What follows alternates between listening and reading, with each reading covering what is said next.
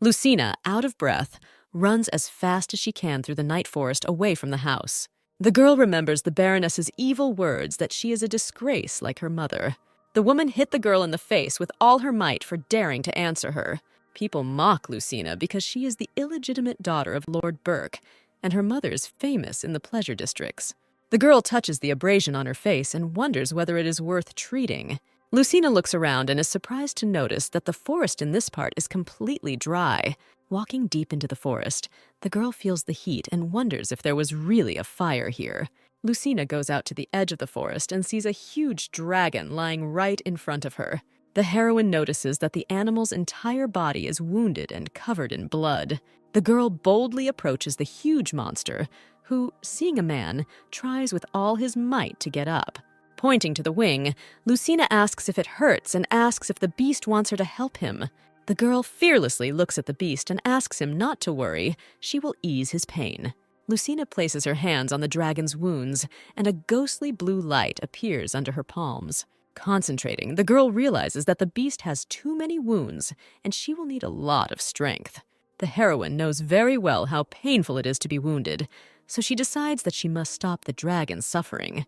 The dragon moves his absolutely healthy wing in surprise and notices that the girl who saved him is lying unconscious. Moving to the side, the dragon lifts its head to the sky and flames light up around it.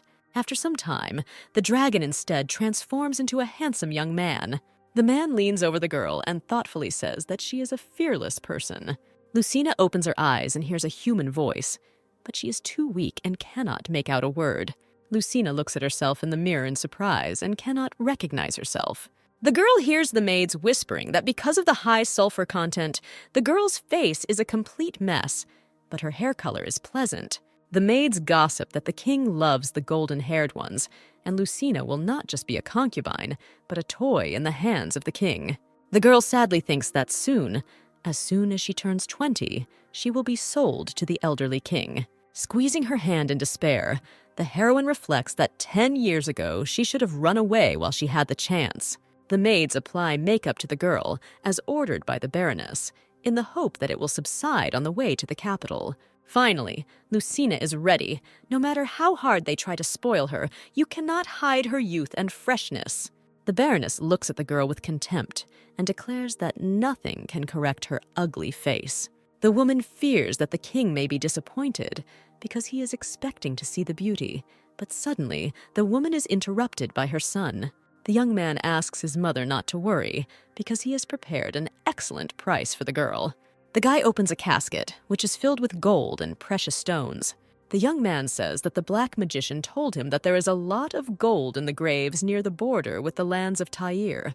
The woman asks in horror if her son has just returned from robbing the place where the Dragon Thayer's people bury their ancestors. The Baroness says in despair that her son is just an idiot for getting involved with the Thayerites and their graves. Suddenly, a terrible roar is heard, the castle shakes, and stones fall from the ceiling. Looking out the window, Lucina sees that the castle is being attacked by dozens of dragons, burning everything in their path. Huge warriors on horseback burst into the castle. The knights shout in despair that they were attacked by the Thayerites. Lucina hears the leader of the attackers ordering the exit to be blocked so that no one can escape. Suddenly, the leader looks out the window and meets the girl's gaze. Lucina hides in horror under the window and covers her mouth with her hands. But for some reason, the barbarian's gaze seemed familiar to her. Taking off his mask, the Thayerite king orders to burn everyone who dared to desecrate their graves. The guard reports to the lady that the walls are melting, and the enemies want to destroy them all. The Baroness orders a white flag to be immediately hung and an announcement that they are surrendering. Lucina decides that she must take this chance and try to escape. The girl runs down the corridor and decides that if she goes to the stone tower to the north, she can climb over the wall. Running out into the yard, the heroine thinks that this time she must escape. Otherwise, she will not have any more chances. One of the warriors informs his master that the people have hung out a white flag and asks what they should do next. Looking at the people with contempt, the king of the barbarians orders everyone to be beheaded and their heads hung on the wall. Looking at the execution, the Baroness's son falls to his knees and begs to spare him, assuring that he will return all the treasures. The king looks at the young man with a grin and declares that his request is simply ridiculous. He cannot live after desecrating their graves. Leaving, the man orders the entire wall to be burned and everyone killed, sparing no one. The guy sobs, blaming the dark magician for everything because it was he who advised him to rob the graves.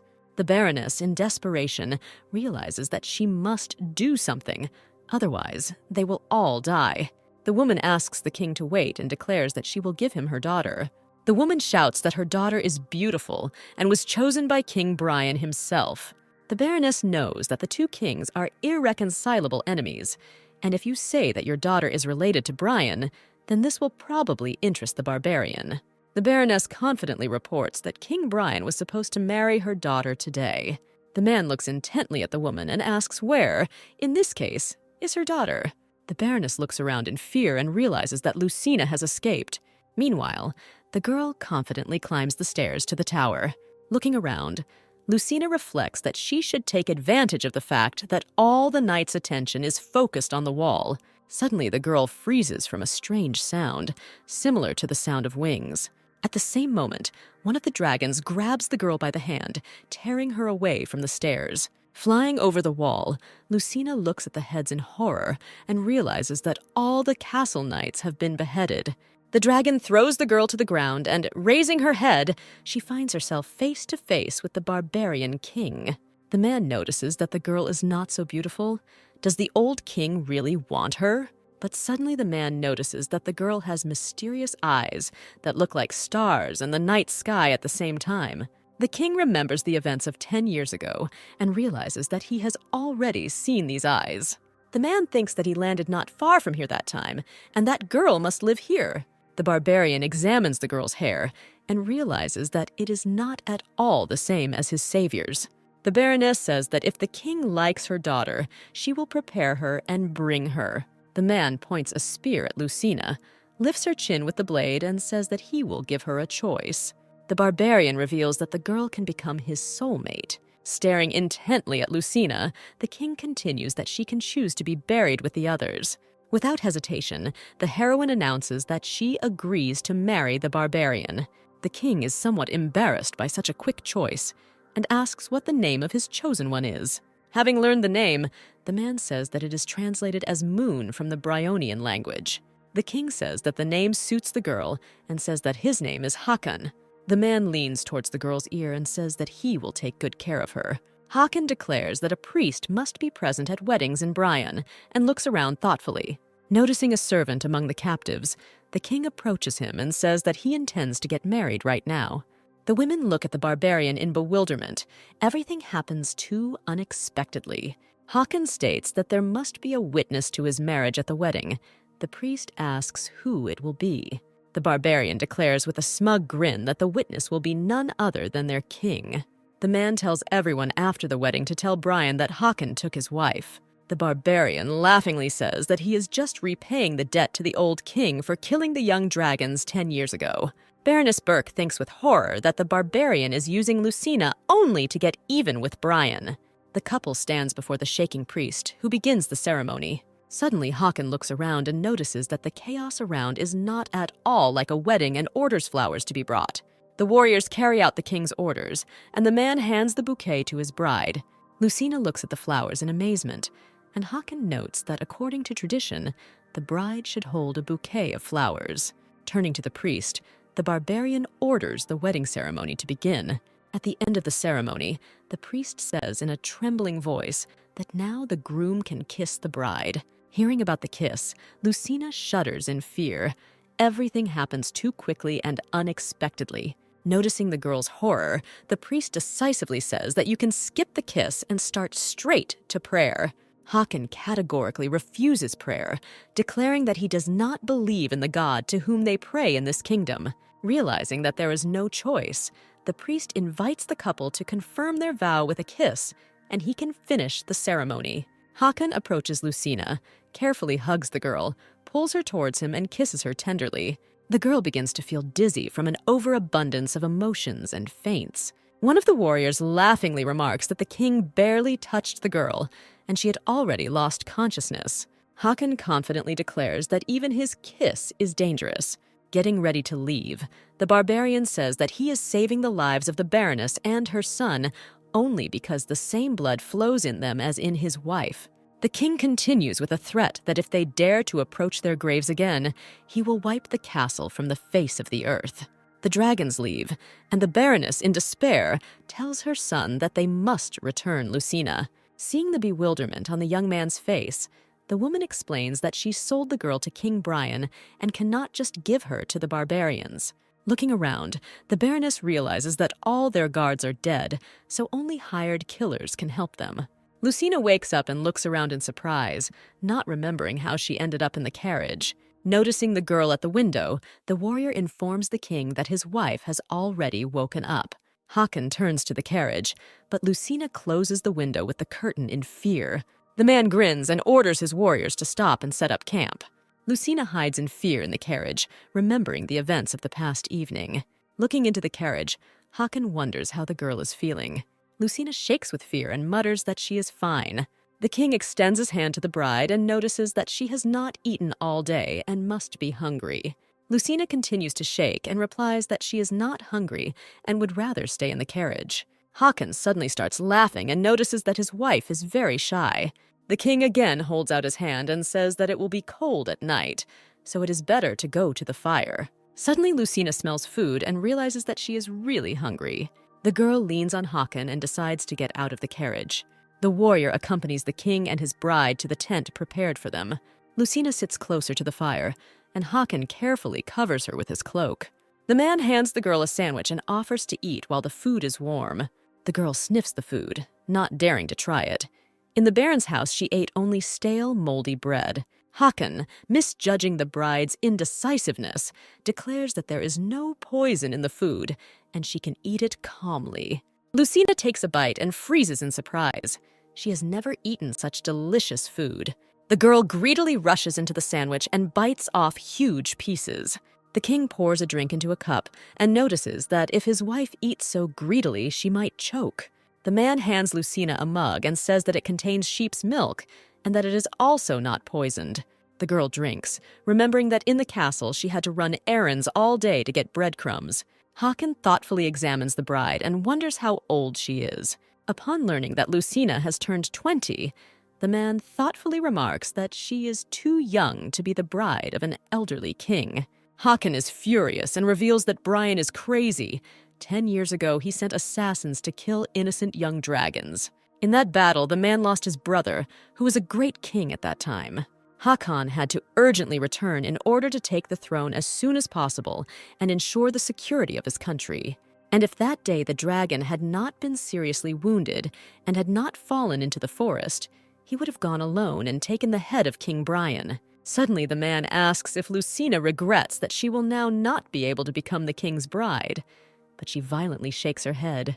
Hakan suddenly realizes that he also killed innocent people, and for the girl, he must be no different from Brian.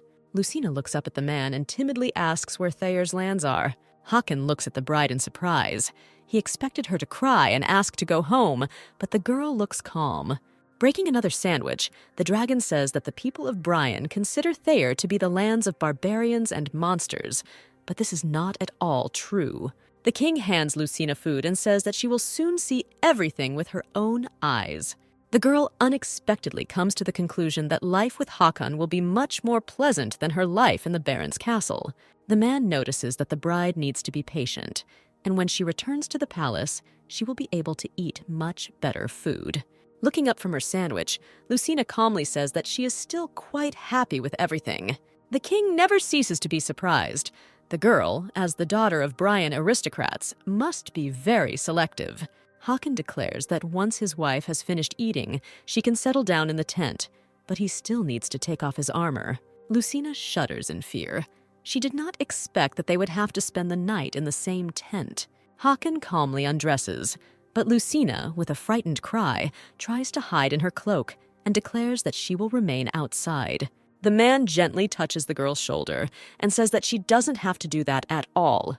Hakan picks up Lucina and notices that they have been husband and wife since yesterday. The king chuckles and says that after the wedding ceremony, they should sleep together. Hakan thoughtfully says that in Brian the wedding night is called the consummation of marriage. Lucina looks at the man in complete horror with eyes full of tears and shakes with fear. The embarrassed king reveals that in Thayer, marriage is usually done first, and then, if the woman is pregnant, a wedding ceremony is held. Lucina is completely confused and does not understand how you can first sleep with a man, get pregnant, and only then marry him. Hakan gently wipes the bride's face and says that he did not mean to make her cry. The man asks if being the wife of an old king is better than marrying a dragon. Lucina replies that she is simply scared that things are moving too quickly. Hakan understands that it must be very scary for a girl to be taken from her home and married to one of the barbarian clan. The king gets up, heads to the exit, and declares that the girl need not be afraid. He will not do anything to her. Opening the entrance of the tent, Hakan says that Lucina can rest in peace, and he will remain outside. Talon, seeing his king, asks in surprise why he came and left his wife alone. Hakan sits down with a heavy sigh and announces that he will sleep outside that night. The king doubts that his wife will remain human after being kidnapped and brutalized all day and night. Talon notes with skepticism that the king initially wanted to kill everyone, so why did he suddenly begin to worry about the girl's feelings? Hakan threateningly says that the warrior must choose his words carefully because Lucina is now his wife. Talon declares that he does not recognize his king. Not only does he care about the woman, it is also because of her that he left her mother and brother alive. The king thoughtfully admits that Lucina reminds him very much of someone. The man thinks that his savior should also live in the castle, and by releasing Burke's people, he will repay her debt. Talon states that, be that as it may, it is very good that his king has found a bride, because he needs an heir. The warrior tells the king that creating an heir to the dragon clan is hard work, and therefore he should try to be as close to the bride as possible. Lucina wakes up, rubs her eyes, and is surprised to realize that morning has come. The girl remembers that before falling asleep she cried for a long time, and now, with smudged makeup, her face must look terrible. Looking out of the tent, Lucina hears the murmur of water and realizes that somewhere nearby there is a stream in which she can wash herself. Looking at her reflection in the water, the girl notices that the red spots on her face have become much more noticeable. Lucina debates whether to treat the spots, but remembering Hakan's words about her wedding night, she decides that she must look as bad as possible. Suddenly the girl hears a noise behind her and, turning around, notices a man standing.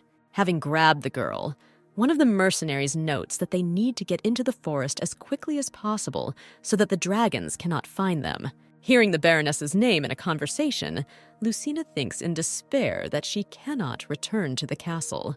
It starts to rain, and one of the men says that if you enter the forest without an offering, the dwarven elf Fuka will send rain. After a while, the kidnapper notices that the girl is shaking too much.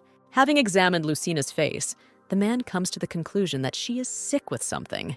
The mercenaries think that the girl has caught a barbarian infection. They don't want to lose a lot of money, but they are also afraid of catching a fatal disease. Suddenly, the kidnapper sees that his partner's neck is pierced by an arrow and he falls dead. Hakan and Talon prepare to attack, not intending to spare the kidnappers of the royal bride. The mercenary pulls out a knife, presses it to Lucina's throat, and declares that if anyone gets close to them, he will kill her. Hakan looks at his opponent in rage and tells Lucina to close her eyes. A moment later, with one powerful blow, the Dragon King knocks the mercenary's head off his shoulders. The man approaches the horse and asks Lucina if she is okay, because she is shaking so much. The girl saw that Hakan's entire face was covered in blood, but to her surprise, she was not afraid, but felt safe. Having cut the bonds on the bride's hands, the king wraps her in a cloak so that she can keep warm. Noticing that the girl has a fever, Hakan upsetly says that they set off in pursuit as soon as they noticed the loss, but apparently they were too late. The man hugs Lucina and asks for forgiveness for what she had to endure. Taking the bride in his arms, the king says that she needs to be patient a little. As soon as they leave the forest, the rain will stop. Turning to the soldiers, the man orders them to pitch tents and make a fire as soon as they leave the forest. Lucina clings to the king and thinks that she really feels good next to him and does not need to return to Burke. In a tent, warming herself by the fire, A girl tries to wipe the blood from her face with a handkerchief. Looking at her reflection, Lucina notices that due to the heat, the spots have become brighter, and now she looks just like a sick person. The girl again wonders whether she should cure herself, but she is afraid of becoming attractive to the king. But remembering how Hakan held her close to him in the forest, Lucina suddenly thinks that maybe sleeping with him wouldn't be so bad after all. The girl finally decides to cure herself, but suddenly hears a voice asking her not to do this. Turning around, Lucina sees a small child standing in front of her. The kid looks closely at the girl and says that he is a forest elf named Fuka. The elf thoughtfully says that the girl speaks much better than he thought, because yesterday she was silent all day. Fuka says he followed the energy he first encounters in Thyre and asks if the girl has healing powers. The elf begins to shout that Lucina should not use her abilities so indiscriminately. If someone finds out about this, she will be in great danger. Fuka explains that the healing ability is very rare, and everyone will want to get it. The girl thanks the elf, and he notices that she has a very beautiful speech, and wonders why Lucina speaks so little. The girl sadly admits that she is afraid to speak in front of a large number of people, because they might get angry and hit her. Lucina notices that the elf is not a person, so she is not afraid of him at all. Suddenly, the girl admits that she has already met a large red dragon before. Finally able to speak without fear, Lucina tells a story from 10 years ago. Suddenly, the tent floor opens and Hakan asks permission to enter. Fuka quickly runs away, saying goodbye that they will definitely see each other later. The king enters and, looking at his bride, freezes, asking what is wrong with her face. Lucina embarrassedly tries to cover her face and mutters that it's all because of the fever. Hakan examines the girl and asks if she is definitely not sick. How can a fever cause such marks? Turning to Talon, the king orders to immediately bring a doctor. The warrior looks into the tent with interest and wonders what is happening there. Suddenly, Talon grabs the king and runs out of the tent, shouting that the king's bride has smallpox. The guy says that in the past, Brian's people brought a smallpox epidemic to Thayer, and the symptoms are very similar. Lucina tries to explain that she doesn't have smallpox at all, but that the spots on her face were caused by paint. Talon does not hear the girl and asks the ruler not to approach so as not to catch the infection. The girl tries to justify herself, but because of her excitement, she cannot express her thoughts normally. Suddenly, the warrior draws his sword, points it at Lucina, and orders her not to approach. The warriors in the camp begin to talk in fear, fearing that the king's wife has brought a fatal disease. Hakan tells Talon to calm down and put the sword away. They cannot be sure that it is smallpox. Turning to the bride, the king asks what she wanted to say. Lucina understands that if she doesn't start speaking normally, she will die, and tries to explain about the paint that contained sulfur and saffron juice. Talon, not understanding anything, says that the girl is delirious due to fever. Lucina stutters. The more worried she is, the less coherent her words sound. The girl recalls that for every word she said she received slaps in the face from the Baroness. And one day, Lucina overheard the maids talking that it would be better for the girl to keep her mouth shut in order to avoid punishment. The girl thinks that no one listens to her anyway, and she cannot speak clearly and coherently in such a situation. The warrior declares that everything is obvious, and they cannot take the girl to the palace. They must burn her and everything she touched. Talon states that the girl has the blood of people who insulted their graves, and that she should not have been saved at all. Lucina understands that if she doesn't do anything, she will die very soon. The girl calls on her power in hopes of healing the spots on her face. But suddenly, Lucina remembers Fuchs's words that if her abilities are revealed, many will want to kill her. Hakan stares at the bride and tells her to calm down first. The king declares that he will listen to the girl until he understands what she wants to say. But Talon objects that this is very dangerous. Turning sharply, Hakan confidently declares that his bride does not have smallpox. The king explains that with smallpox, the rash appears only after the fever subsides, and Lucina's symptoms appeared at the same time. Talon looks at the ruler in bewilderment and realizes that he is right. The king, to the girl's delight, says that with smallpox it is difficult to eat because of the nausea and rash around the mouth, and his bride has a very good appetite. Turning to Lucina, Hakan asks what she said about sulfur and dye. The lord calmly notes that no one will touch his bride, so she needn't worry. Thinking about it, the king suggests that with the help of dye and sulfur, the girl could make a lightning hair dye. After calming down, Lucina reveals that the old king loves his hair like this, so the lady told her to dye it. Hakan looks at the bride and thinks that she, it turns out, didn't have this kind of hair from birth. The king points to Lucina and remarks that apparently too toxic paint caused such a rash on her face. Hakan suggests that Talon look at the fact that the rash is worst on the forehead and hairline. The king says that the inflammations that got wet in the rain only got worse from the moisture, which is probably what the girl wanted to say. Putting away the sword, Talon reports that toxic sulfur on contact can indeed cause such symptoms. Hugging the bride, Hakan states that if she had smallpox, he too would have to be burned because he touched and kissed her. The girl looks at the king with interest. He is the first person who seriously listened to what she said. Lucina muses that if she opened her mouth in front of anyone else, everyone would either get angry or laugh, but no one would listen to her. Hakan kindly says that the bride has a fever and she should not stand in the cold. One of the warriors comes into the tent and reports that the kidnappers have confessed to everything. The warrior continues that the mercenaries were following the orders of the Baroness and had to find and return her daughter. Furious, Hakan says that these people do not take Thayer seriously if they decided to do such insolence.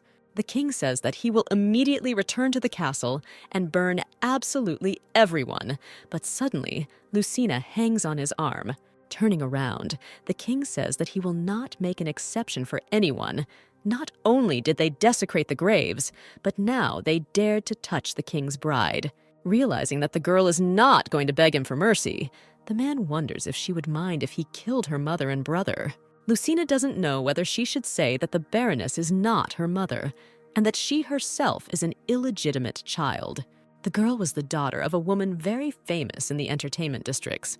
With such a pedigree, she would not be married. Deciding that she needs to pretend to be the Baroness's daughter, Lucina falls to the floor and begs Hakan not to kill her mother and brother. Taking the bride by the hand, the king asks her to get up and not sit on the cold floor since she is sick. Taking the girl in his arms, the man whispers in her ear whether she will kiss him if he spares her family. Approaching Lucina's face, Hakan whispers that he cannot so easily forgive those who dared to attack the king's wife. Lucina answers her husband that if he spares her family, then she is ready to do whatever the king pleases. Looking into his wife's eyes, Hakan constantly remembers the child who saved him 10 years ago. Deciding that he no longer wants to torment his sick wife, the king once again asks her for a kiss. The man reminds that Lucina agreed to do whatever he wants, and he only asks for a kiss. The girl closes her eyes and reaches out to meet her husband, waiting for a kiss. Hakan orders the mercenaries to be beheaded, brought to the castle, and told that if anyone touches his wife, people, or land, he will burn them to the ground. The king orders antipyretics and light food to be served, and says that they will set out as soon as the fever subsides. Sitting at Lucina's bedside, her husband says that he will post guards in front of the tent so that she no longer has to worry. The girl thanks her husband, and he asks with a smile if she will give him another kiss as a sign of gratitude. Noticing Lucina's embarrassment, the king heads for the exit and wishes her a good rest. Hearing Hakan hum, Lucina wonders if her kiss made him so happy. Finally, the carriage enters the lands of Thayer, and Lucin admires the luxury that reigns around. The girl has heard more than once that Thayer is something like a cave, which is inhabited by backward barbarians who eat flying animals. The carriage stops. Talon opens the door and invites the girl to get out. Suddenly, Lucina smells a strange smell, somewhat reminiscent of a mixture of musk and sulfur, and it makes her feel very dizzy. Hakan explains that people with strong earth energy take time to get used to the smell of Thayer, who has strong fire energy. Lucina reflects that when she is in the arms of her husband, she feels safe. The king proudly asks what the girl thinks of Thayer's palace. Lucina honestly admits that the palace is very different from what she heard about it before. The king says with contempt that Brian does not recognize Thayer's race, including the dragon race, as people. The man says that due to prejudice, few people know that Thayer is the land of gold, and that it is the richest and most beautiful continent. Lucina looks around with delight and is amazed that she can live in such a place. The people around noisily welcome the return of their master. Behind those entering, whispers of people are immediately heard, wondering what kind of woman is walking next to their king. The old priestess folds her hands on her chest and, like the others, greets her master. The priestess notices in surprise that the king brought the energy of the earth to them and dips his hand into a bowl of water. The priestess looks intently at Lucina and extends her wet hand to her. The girl gets terribly scared and hides behind Hakan in horror, hoping that he will protect her. The king kindly explains that this is sacred water, and this is all done in order to cleanse the bad energy of outsiders. When Thayer's people leave the kingdom, bad energy clings to their body and soul, so upon their return they are cleansed with holy water. The man encourages his wife not to be afraid, because this is done for the purpose of greeting and not to harm. As holy water flows down the girl's face, she begins to feel as if the rash is getting smaller. After some time, the priestess says that she has completed the purification ceremony so the king can enter the palace. Suddenly, in the palace, with a loud scream, a woman runs up to the couple and throws herself into the arms of the king. The woman confidently says that the ruler showed the greatness of their tribe to the ignorant people from Brian, and she is very proud of him. Lucina looks at the young woman in fascination. She is so beautiful and looks like a queen. Hakan politely thanks Carrot and claims that it is because she cares about him so much. The woman examines Lucina and asks in surprise if this girl is really a war trophy. The girl is ashamed to hear that she looks very dirty and should be washed immediately. The king states that he is sorry to report so late, but Lucina is not a trophy, but his wife from Burke. The carriages and maids listen to their master with great amazement and do not believe what they hear. Hugging his wife by the shoulders, Hakan says that the queen's place should not be empty for long, so Lucina will give birth to his child and become Thayer's queen. Carrot looks at the girl with disgust and declares that her whole body is covered in pus. The king begins to hastily examine his wife and asks in excitement if she is really wounded. Meanwhile, Lucina noticed that the dye began to wash off from her hair. Was this really how the holy water worked? Looking at his wife, the king notices the color of the hair and realizes that it was originally silver.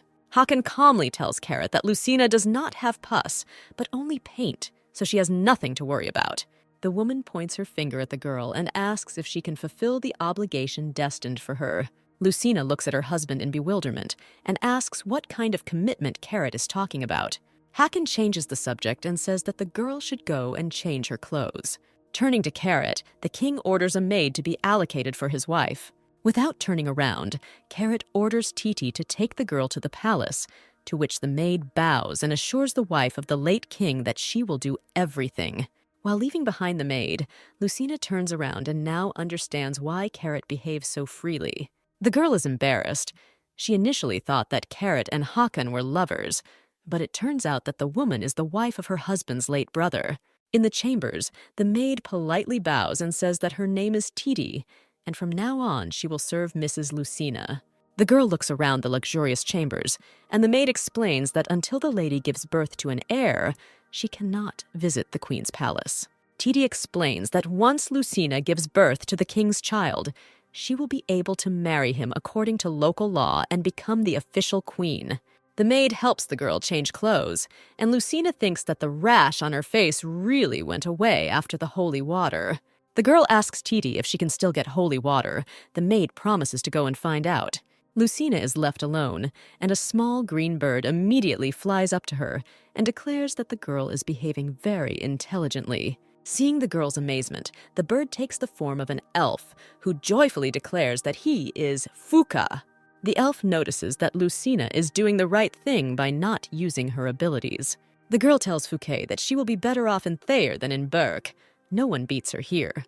The elf looks at the girl seriously and asks if the thought of having a child with Hakan frightens her.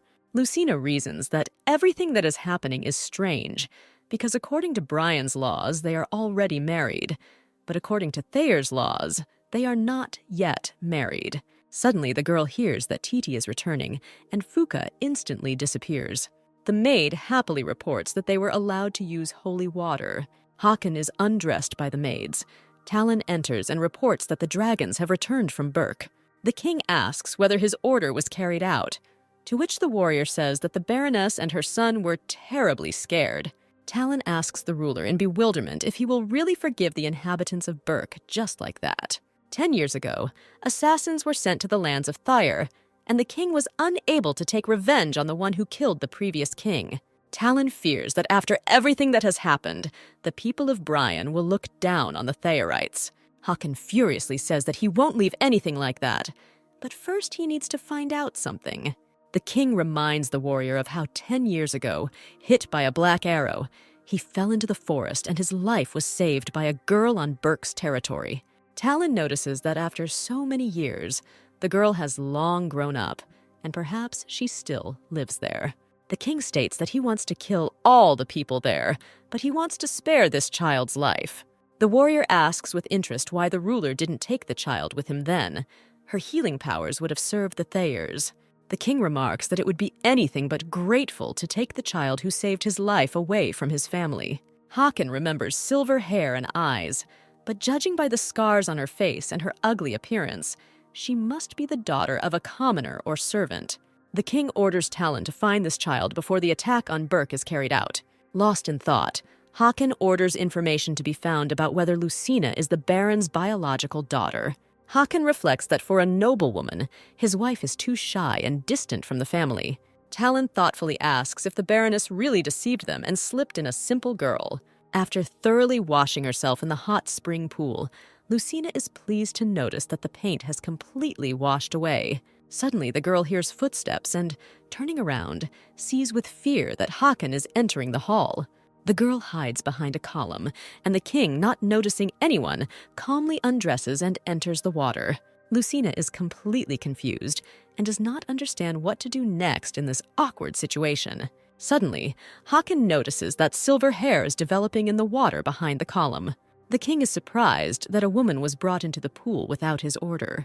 Hakan loudly asks who is hiding there, but Lucina covers her mouth with her hands and does not respond. The king angrily thinks that Talon has sent another girl to seduce him. Hakan loudly asks who ordered the woman to come here. Lucina is completely lost and realizes that if she doesn't do anything, her husband will see her. Unable to think of anything better, the girl takes a deep breath and dives into the water. Hakan laughingly remarks that he will not allow the uninvited guest to simply escape. Sitting underwater, Lucina watches in despair as strong male legs approach her and decides to swim away. Angry, Hakan asks how some maid can create so much trouble and run away from the king himself. The man grabs Lucina by the hand and abruptly pulls her out from under the water. The king threatens the girl to tell Talon that his tricks will not go unnoticed, but falls silent without finishing. Having looked closely, the king recognizes his wife in the lying girl with beautiful silver hair. The man looks closely at his wife, realizing that without paint, she is strikingly similar to that same girl. Hakan continues to look at his wife and thinks that everything fits in age. Liuchina at this time looks at the expression on her husband's face and is afraid that now he will beat her. The girl, in despair, asks the king for forgiveness, says that she was wrong, and begs him not to beat her. Hakan listens to his wife in bewilderment and says that she has not done anything wrong to him. The girl falls to her knees and declares that she will do anything, just don't let them beat her. Hakan puts on his robes and, sitting in front of his wife, declares that in his palace, no one will lay a finger on the girl. Lucina asks if the king himself will beat her, but the man once again says that she has not done anything wrong. Hakan wonders what the girl is doing here. She admits that she wanted to wash herself with holy water. Patting his wife on the head, the king admits that he decided that the maids had ignored his order, which is why he got angry. Running his hand along the girl's cheek, the man sincerely asks her forgiveness for scaring her. Leaning towards his wife, the king says that after the birth of the child, she will become a queen, so she should not show her weakness to anyone. Helping Lucina to her feet, the king declares that his queen must rule the palace with dignity. Hakan thinks that the girl who saved him was very brave and was not afraid of anything, and Lucina is afraid even of her shadow. Obviously, that girl's social status was not high at all. Moreover, if Lucina had healing powers, she would have cured her rash so that no one would think of smallpox. Finding herself too close to her husband, the girl once again asks for forgiveness. Grabbing a lock of hair, Hakan playfully asks where Lucina is going to go. Hugging his wife tightly, the king notices that she has not yet bathed. The girl again begins to tremble with fear and assures the man that she is already finished. Hakan picks up Lucina in his arms and suggests that in this case they leave the pool together. When his wife asks where he is taking her, the king calmly replies that he is going to his bedroom. Seeing his wife's reaction, Hakan asks in surprise if she is still afraid of him. Titi examines the lady's hair and says that their king will certainly like this color. Other maids doubtfully ask whether the girl's body can handle such a burden. Laughing, one of the girls remarks that the lady is too fragile and will simply die after a night with the master. To Lucina's surprised question, the maids explain that she will not be able to withstand the greatness of the dragon race. Titi abruptly interrupts the maids and declares that her mistress will certainly handle everything. Leading Lucina out of her chambers, the maid declares that she will give birth to a beautiful child and become a queen. No one should doubt it. The collected and well-groomed Lucina enters the king's chambers and blushes deeply with embarrassment. Hakan says that the girl is very beautiful and invites her to come closer. Examining his wife's curls, the king wonders why she hid such beauty behind that vulgar dye. Lucina thinks in embarrassment that for the first time in her life she was called beautiful. Suddenly, Hakan leans towards his wife's ear and quietly asks if she will lose consciousness again if he kisses her. Without waiting for an answer, the man presses his lips into the girl's, and she is surprised to realize that she feels softness and warmth. Noticing Lucina looking at the designs, Hakan says that the tattoos represent the designs of the tribe he was born into. The king puts the girl's hand on his chest and says that she does not need to be afraid if she wants to touch them. Lucina is surprised to realize how hard the guy's body is. It's as if she's touching a stone. Hakan asks his wife if she will run away and suggests spending the night together. The man carefully lifts Lucina and places her on the bed, hovering over her. But then images of the maids and their conversations about the fact that she might die appear in the girl's head. Closing her eyes, Lucina begins to shake, thinking that she does not want to die. Noticing his wife's fear, Hakan silently moves away and gets out of bed. As if reading the girl's thoughts, the king calmly says that he is not angry. Suddenly, Lucina is asked by her husband if she would like to return to her family in Burke. Without thinking for a minute, the girl confidently says that she will not return back. Lucina declares that she will bear Hakan a beautiful child and become his queen. Turning around, the king asks if the girl knows what it means to be Thayer's queen. Hakan says that the wife should be ready to give her life for him and Thayer, and asks if she is ready for this. Without waiting for an answer, the man puts on his robe and says that he will touch the girl until she is ready for it. As he leaves, the king says that Lucina can rest here, and he will sleep elsewhere. A few days later, all the maids were gossiping that the king had left his wife alone in the chambers. Suddenly, Lucina heard in a conversation that the king wanted to marry Miss Carrot. The girl turns around in amazement. Her worst fears are confirmed. The ruling Thayer dynasty has a marriage custom according to which, after the death of the older brother, the younger brother continues to live with his wife. In addition, Lucina heard that the young king had long been in love with Carrot, even during his brother's life. Several more days passed, but after that night, Lucina and Hakan did not see each other again. Titi tried to calm the lady down, telling her that the king was away, and when he returned, he would immediately come to her. Lucina desperately reasons that if Hakan is really in love with Carrot, then she has no chance. Suddenly, a joyful Titi runs into the chambers with a loud cry. The maid reports that the king has finally returned and asks if the lady would like to greet him. In the corridor, Lucina runs into Carrot, who remarks that she did not recognize the Bryan maiden because of her hair. Lucina bows her head and mutters greetings to the Queen of Carriages. The woman mockingly says that she doesn't understand a word of what the girl is mumbling. Carrot states that if Lucina speaks in such an idiotic manner even in bed, then her king must surely be annoyed. Grabbing the girl's hand, Carrot says that she is too skinny, and even if she has a relationship with the king, she will not stand it for long and will die. The woman confidently says that now is the best moment for Lucina to escape, because she did not come here of her own free will. Seeing that the king's wife is surprised by the words about death, Karen asks in bewilderment if Hakan didn't tell her about it.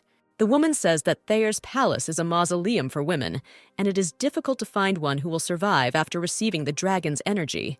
Carrot states that if Lucina wants to survive, then she needs to give up her vain dreams. Suddenly, the king's voice is heard, wondering what the girls are talking about, looking with suspicion at his wife's upset face. Carrot bows respectfully before the ruler. Lucina, looking at her, repeats after her. Carrot notices that it is impossible to talk to someone who cannot say words normally. She was simply giving advice, like an elder in the palace. The woman says that not everyone can become the partner of the great dragon, and such a weak and timid woman is throwing away her own life in vain. Carrot tells an astonished Hakan that he must make sure he chooses the right partner for himself and Thayer. The king thanks for the advice, but assures that he can handle it himself, and calling Lucina, leaves.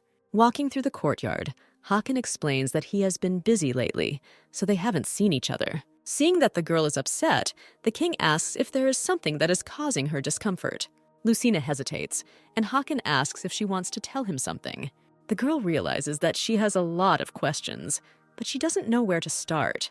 Lucina cannot gather her scattering thoughts into a heap, and mutters something about death and the queen. Hakan, not understanding anything, is afraid that he said something last time that scared his wife.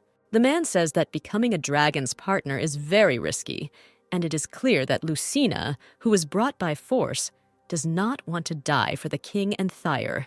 With a grin, Hakan notes that for the girl there is no difference between him and the king of Brian. Suddenly, Lucina grabs her husband's hand and passionately assures him that there is a difference.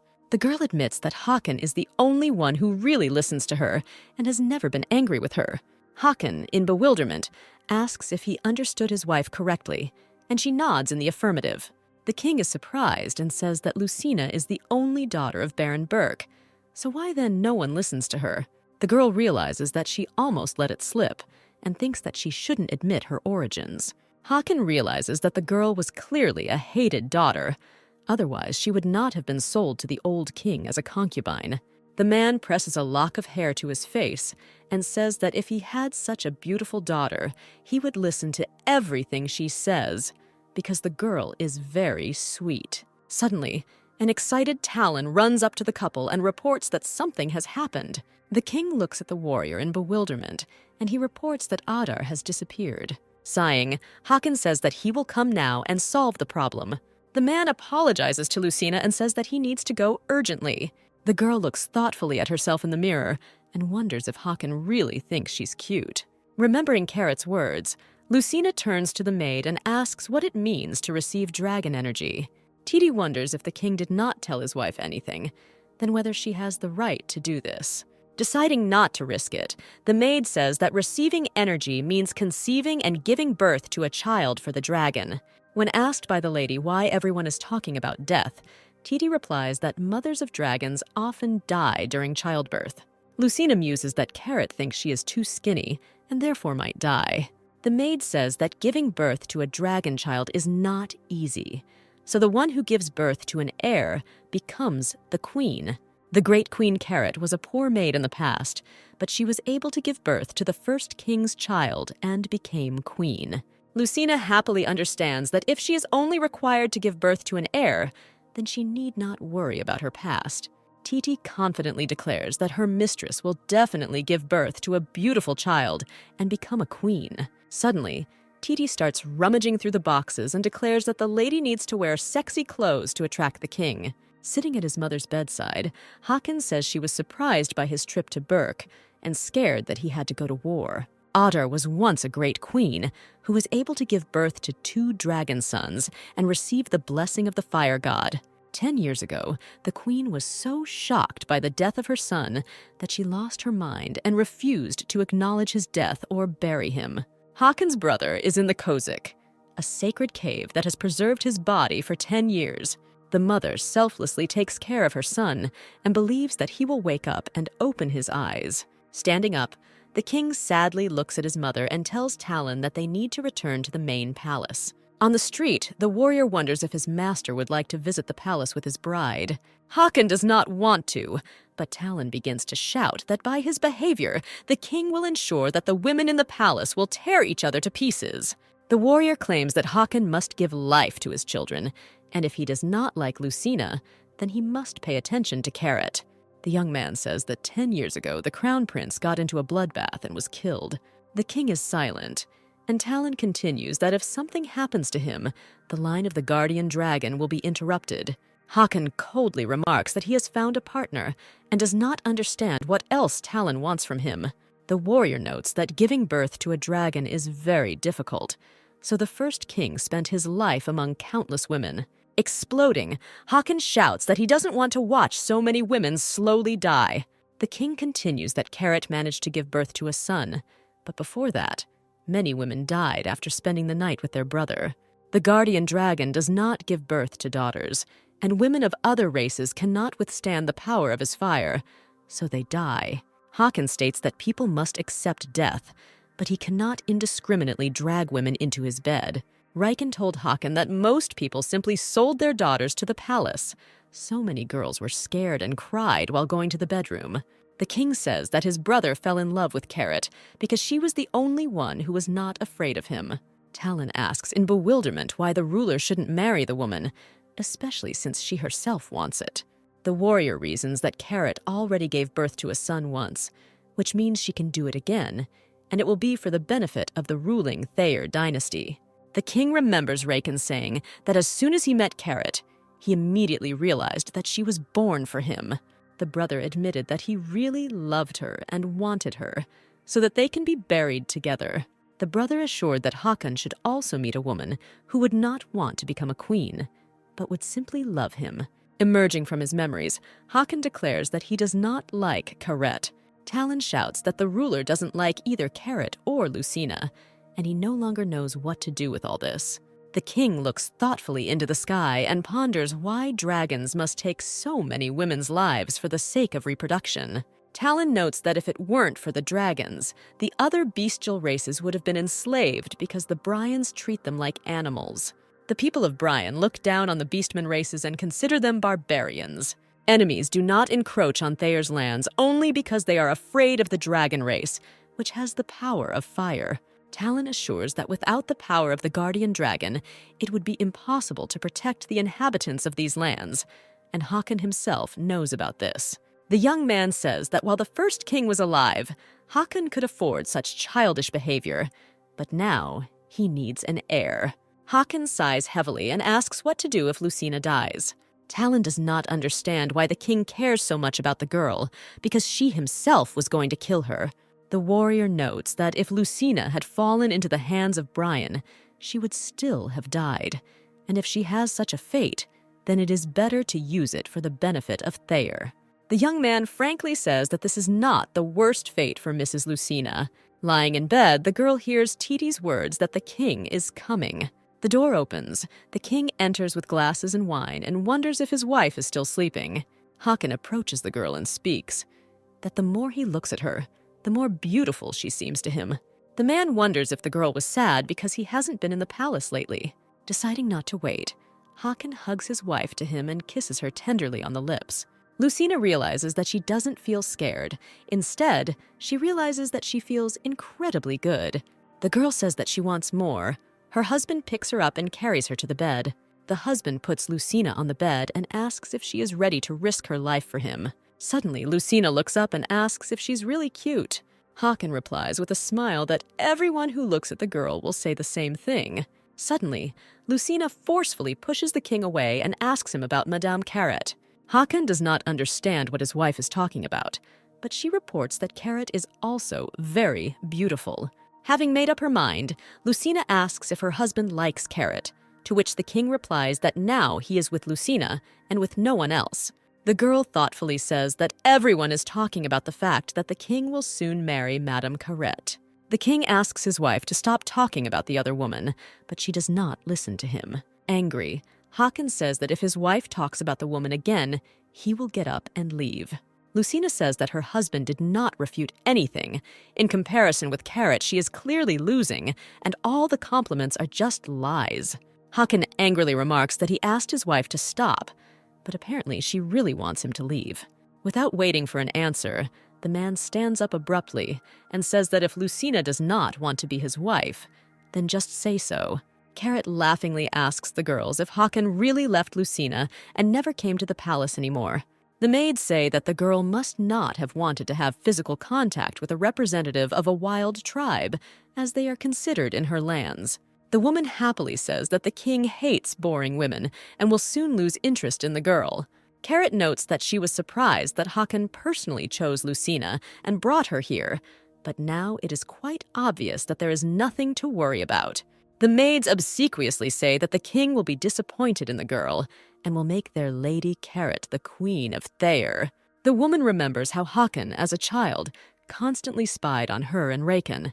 Carrot is sure that Hakan always wanted her, but turned his back because he could not bear the guilt. The woman is sure that the ruler will soon return to her, and the place of the queen will rightfully belong to Carrot. The king no longer came to Lucina, and Titi assured the girl that the king was simply very busy. Lucina, in despair, thinks that everything happened because she could not say what she wanted and angered her husband. The girl asks the surprised maid to help her and teach her to speak normally. The girl tries to explain that she wants to learn to speak coherently. Titi says that when she first started learning Thayer, it was also difficult for her, and she had to practice a lot. Lucina is surprised that the maid is not from Thayer. She was sure of the opposite. Titi says that she is from the neighboring lands. She was told that if she became a maid in the palace, she could pay for the education of her brothers and sisters. Continuing to practice, Lucina asks how old Titi's brother and sister are. She answers that they are 13 and 15. Concentrating, the girl, almost without stuttering, says that she also has a brother, but they are not close to him at all. Suddenly, a maid enters the mistress's chambers and says that the wife of the late king is calling her. Lucina turns around in fright, not understanding what Carrot wants from her. Approaching Mistress Carrot, Titi repeats what she taught her mistress. The former queen reports that there will be a royal celebration soon, and the outfit from Burke looks like Lucina has nothing to wear at all. Carrot presents the girl with an outfit, telling her to put it on and join the party. Titi dares to notice to the lady that the black outfit is too reminiscent of mourning. Carrot calmly asks Lucina if she doesn't feel sorry for the master who sewed this outfit especially for her. Looking at her rival, Karen coldly tells her to put on her outfit and get out of her chambers. The woman states that Lucina may consider this outfit a gift that was given to her out of pity. Looking at her mistress, Titi angrily notices that at the festival, everyone will be in bright outfits, and simply no one will notice Lucina. The maid desperately says that the mistress may be misunderstood. They will think that she is in mourning for her dead relatives. Lucina realizes that if Hakan thinks as Titi says, then he may never want to see her again. Suddenly, a very strange woman comes into Lucina's chambers and says that she is hungry. The mistress asks who it is, but the maid says that she herself does not know because she has not been living in the palace for so long. Meanwhile, Otter wonders why the white girl is wearing mourning clothes. Finding out that it's a party outfit, the woman offers to help, but Titi interrupts and asks who she is. The woman says that her name is Lita, and if she is given food, she will fix her dress. Titi tries to remember where she heard the name Lita. It seems to be similar to Queen Ader's handmaiden. The woman starts screaming. Lucina tells the maid to bring her food. The maids tell Carriage that Mrs. Ader tricked everyone again, escaped from the cave, and came to the palace. The woman reflects that the mother-in-law could well have gone to the Burke girls' chambers. Carrot decides that she will figure everything out on her own. There is no point in bothering the overlord over such trifles. Having received food, Lita pounces on it greedily, as if she had been starving for a long time. While Lucina and Titi were distracted, the woman grabbed scissors and began to cut the dress. Noticing what the uninvited guest is doing, the girls are horrified and don't know what to do with her. Twisting the scissors in her hands, Lita reveals that she can make an outfit that will make anyone instantly lose their head. Looking at Lucina, the woman says that if she wants to stand out in black, then she needs to do her makeup and hair. The carriage and the maid stand at the slightly open doors. The girl asks the mistress in bewilderment what they need to do. Turning around, Carrot says that they don't need to do anything and notes that she hasn't felt so happy in a long time. Lucina, horrified, wraps herself in a blanket and declares that she would never wear such an outfit to a party. Titi tries to pull the cover off and declares that the outfit is amazing. Looking at herself in the mirror, Lucina realizes that the outfit is too open and revealing for her. In the ballroom, the king wonders where his wife is. Talon replies that she is late and asks if he needs to bring her. Carrot comes up and notices that it must be difficult for Lucina to see her ruler. The woman says that the girl might have been afraid that the king would want to take her to bed again, but even this is not an excuse for being late. Hakan orders Talon to tell Lucina that if she does not want to attend the banquet, she can remain in her chambers.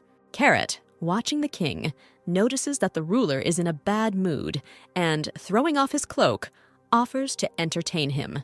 The woman declares that she will dance for the great King Thayer. Watching the dance with delight, Talon notices that Carrot has always been good at dancing. Lucina and Titi stand in front of the ballroom and ask the guard why they can't enter. The warrior reports that only those who are wearing the outfit donated by Mrs. Carrot can enter the hall. Titi assures that her mistress is wearing exactly the same outfit. It's just been slightly altered to fit her figure. The man remembers that Mrs. Carrot wanted to mock the girl, but Lucina looks even sexier than the mistress herself. The warrior decides that he cannot let the girl in like this and forcefully pushes Titi aside. The girls fall to the ground, and the warrior decides that the king himself treats Lucina coldly, which means he doesn't have to stand on ceremony. The girls don't know what to do. If they don't enter the hall, the king will misunderstand everything. When the girls were completely desperate, Lucina suddenly noticed a small green bird. Hakan, listening to a familiar melody, drinks wine and plunges into memories. One day, Carrot danced in the same way, and Rakan told his brother that the girl reminded him of a red poppy. Looking at the girl with adoration, Rakan said that for the sake of such a flower, it would not be a sin to die in love. Rakan was a great warrior who united Thayer and received the title of Great King. Everyone loved and respected the first king. His brother worshipped him and admired everything he had: weapons, wife, and throne. When Rakan was mortally wounded, his only desire was to see his Carrot at least once more. According to Thayer's laws, Hakan had to sleep with Carrot, and if she bore him a son, then he had to marry her. The king could not be with Carrot because she was actually in love with his brother. When leaving, Hakan said that he would find another queen, and Carrot could be free from obligations. The woman tried to stop Hakan and said that she loved Rakan like a king. Carrot admitted that as a man, she always loved only Hakan. What he heard greatly amazed the man. He believed so much in sincere love between his brother and his wife. Not noticing the king's reaction, the woman says that she will definitely give birth to an heir and become queen again. The king grabs his head. As soon as he plunges into these unpleasant memories, his head begins to hurt badly. Suddenly, the man looks up and sees a beautiful vision that reminds him of a black butterfly. Looking at Lucina, Hakan thinks that it's as if moonlight illuminated their oasis, and is surprised to realize that he even lost his headache. Lucina asked Fuku to help her, and the little bird hit the guard in the face with its droppings. While the guard tried to fight off the bird, Titi told Lucina to take this chance and enter the hall. Standing in front of the king, the girl gathers her thoughts and remembers everything that her faithful maid taught her. Bowing, Lucina greets the great king and wishes him happiness and prosperity. Hakan looks at his wife in surprise. Is this really the modest Lucina who doesn't even know how to speak coherently? Carrot, in a rage, asks the guard why he let Lucina into the hall. The man asks for forgiveness for being distracted. Hiding his admiration, Hakan notices that his wife was quite late. Titi asks the Lord for forgiveness and explains that the delay was due to an incident. Suddenly, the king notices bruises on his wife's arms, and the maid says that the guard did not let them inside and even hit the mistress because of the prohibited outfit. Hakan turns to Carrot in amazement and suspiciously asks what this other forbidden outfit is. Carrot, realizing that he was caught, slaps the guard in the face and loudly asks how he dared not let the lady into the hall. The woman asks the king for forgiveness, saying that there was a misunderstanding and she will seriously punish the culprit. The king enragedly declares that what happened is simply unacceptable and orders Talon to hand over his sword.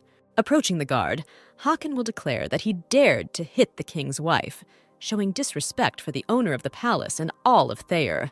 Lucina tries to stop her husband and assures that everything is fine with her.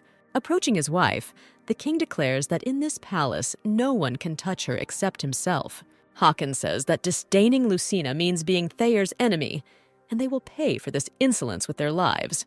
Carrot, feeling guilty, remarks that today is the day of the royal festival. So is it really necessary to shed blood? Turning sharply, Hakan asks if it was Carrot's idea to keep Lucina out of the hall. The woman reflects that she has not seen the king since the day the girl refused intimacy, so she decided that he had lost interest in her.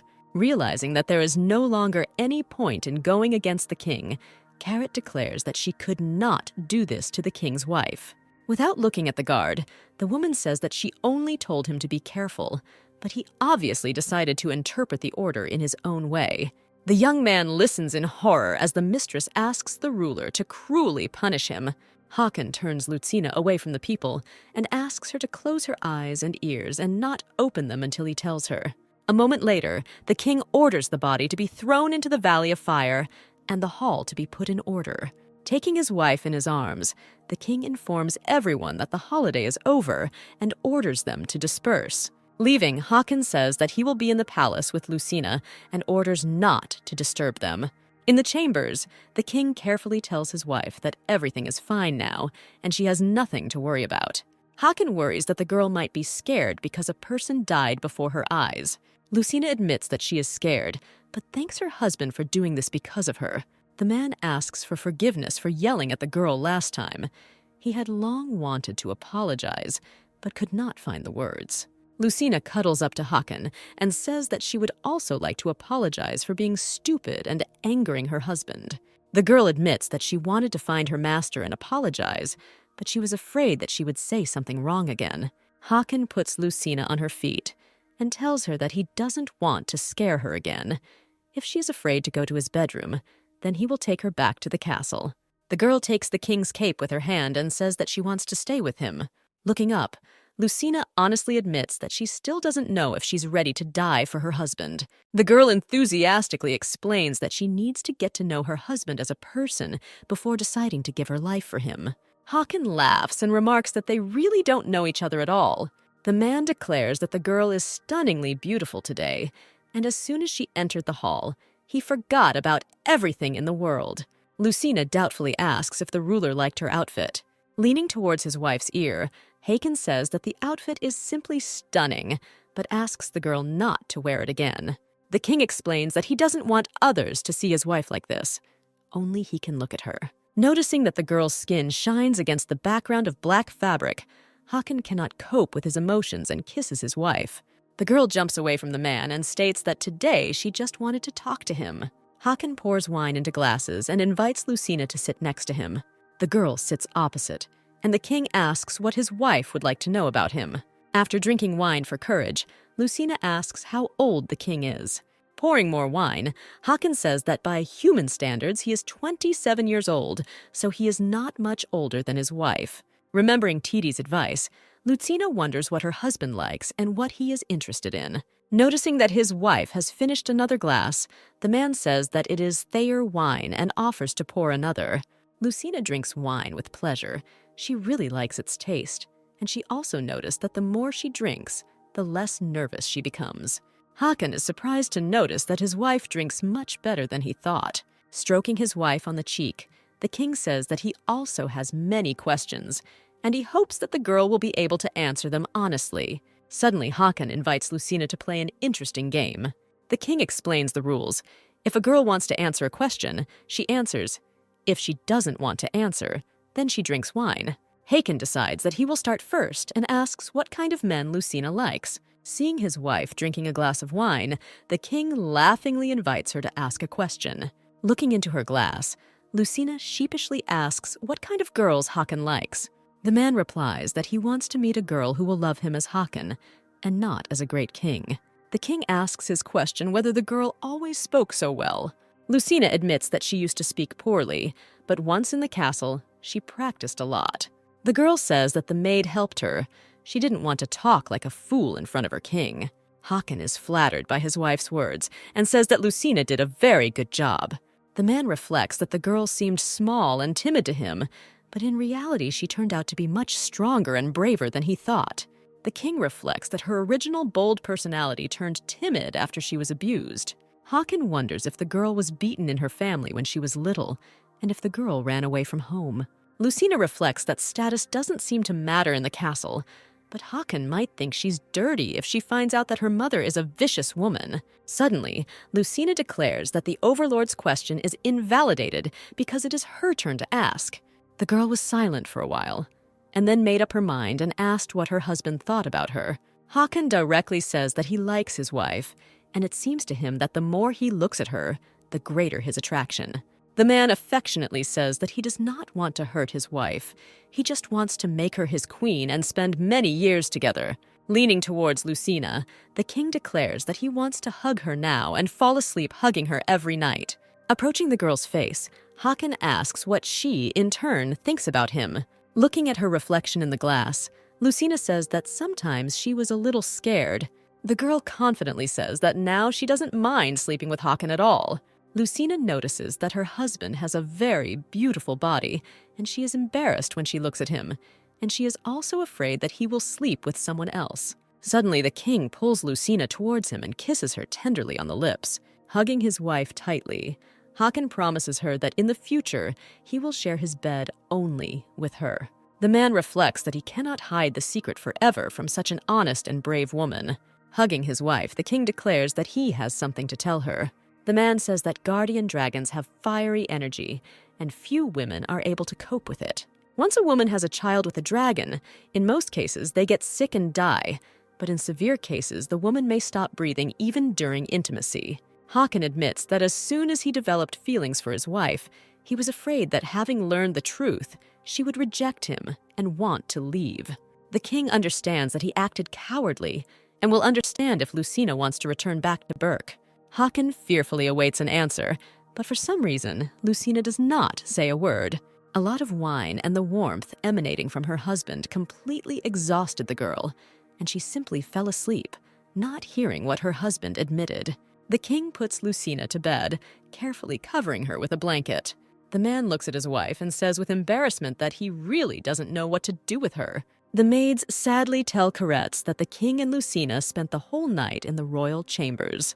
The woman thinks with anger that this is the first time in her memory that this has happened. Lucina dreams of a huge, hard, and juicy apple, which she hugs tightly. The apple attracts the girl so much that she can't stand it and opens her mouth to take a bite. Running her hands over Hakan's chest, Lucina opened her mouth, about to bite his chest, which she imagines to be an apple. Opening her eyes, the girl moves away from the man in horror, amazed at what happened. Lucina looks around in bewilderment and tries to understand where she is and how she ended up here. Pressing her hand to her forehead, the girl remembers that she and Hakan drank wine and talked yesterday. After making sure that her husband is asleep, Lucina quietly gets out of bed, intending to leave unnoticed. At the royal chambers, Talon and Titi are worried that the lady has not yet come out, fearing the worst. Suddenly the door opens and Lucia comes out, suffering from a severe hangover. The servants rush to the mistress as fast as they can, asking if she is all right. The girl asks Titi not to scream like that because she is in great pain, thinking that she obviously had too much wine yesterday. The maid asks how much pain Lucina is in, thinking about how she survived the night with the king. And the lady replies that she can't even walk, thinking about the severe hangover. The servants are amazed that such a fragile girl could withstand the power of her master, and Lucina only thinks about her sore head. The girl doesn't quite understand what the servants are talking about. They probably know how much wine she drank yesterday. The mistress's head is so ringing that she has difficulty speaking and quietly tells Titi that she needs water. Talon tells the maid to escort the lady who will bring prosperity to Thayer. Entering the chambers, the warrior greets the lord and notices that he is in a good mood. Talon says the king's face is just shining. He must have had a good night. The man remembers Lucina's words about how handsome he is, and Hakan asks the surprised Talon if it is true that he has the most beautiful body. Hakan reveals that his wife told him about it, and remarks that Lucina was incredible last night. Talon joyfully shouts that the master did a great job, and now Lady Lucina will give birth to a dragon child. The warrior informs the king that he has learned that he was ordered by his master. The warrior says that in addition to Lucina, he found 2 more people with silver hair and eyes. Talon reports that one girl recently died of illness, and the other was an orphan and was taken to the temple by Brian's people. Moreover, the warrior adds, Baroness Burke is not Lucina's biological mother. Talon says that the girl's mother was a famous high-class courtesan who was known to all the aristocrats of the capital. There are rumors that the woman was killed by a conspiracy of noble ladies whose husbands were bewitched by her. Talon learned that when Lucina was little, not a single day passed without wounds on her face, and she was treated worse than a maid. Hakan understands how difficult it was for his wife and asks the warrior not to spread this information, and he himself will pretend that he knows nothing. Talon states that in Thayer, it does not matter whether a girl is a slave or a prostitute. The only important thing is whether she can give birth to a dragon or not. The king says that his wife is from Brian, and she may be ashamed of her origin, but he does not want to complicate her life. Hakan states that from now on, Lucina's life will be filled only with happiness and joy. Suddenly, Talon wonders how long the Overlord is going to keep Raken's body, and whether it's time to bury him. The warrior says that the king's mother is not herself. The ministers may regard the situation as a violation of the body, and then Lady Otter's position may be in danger.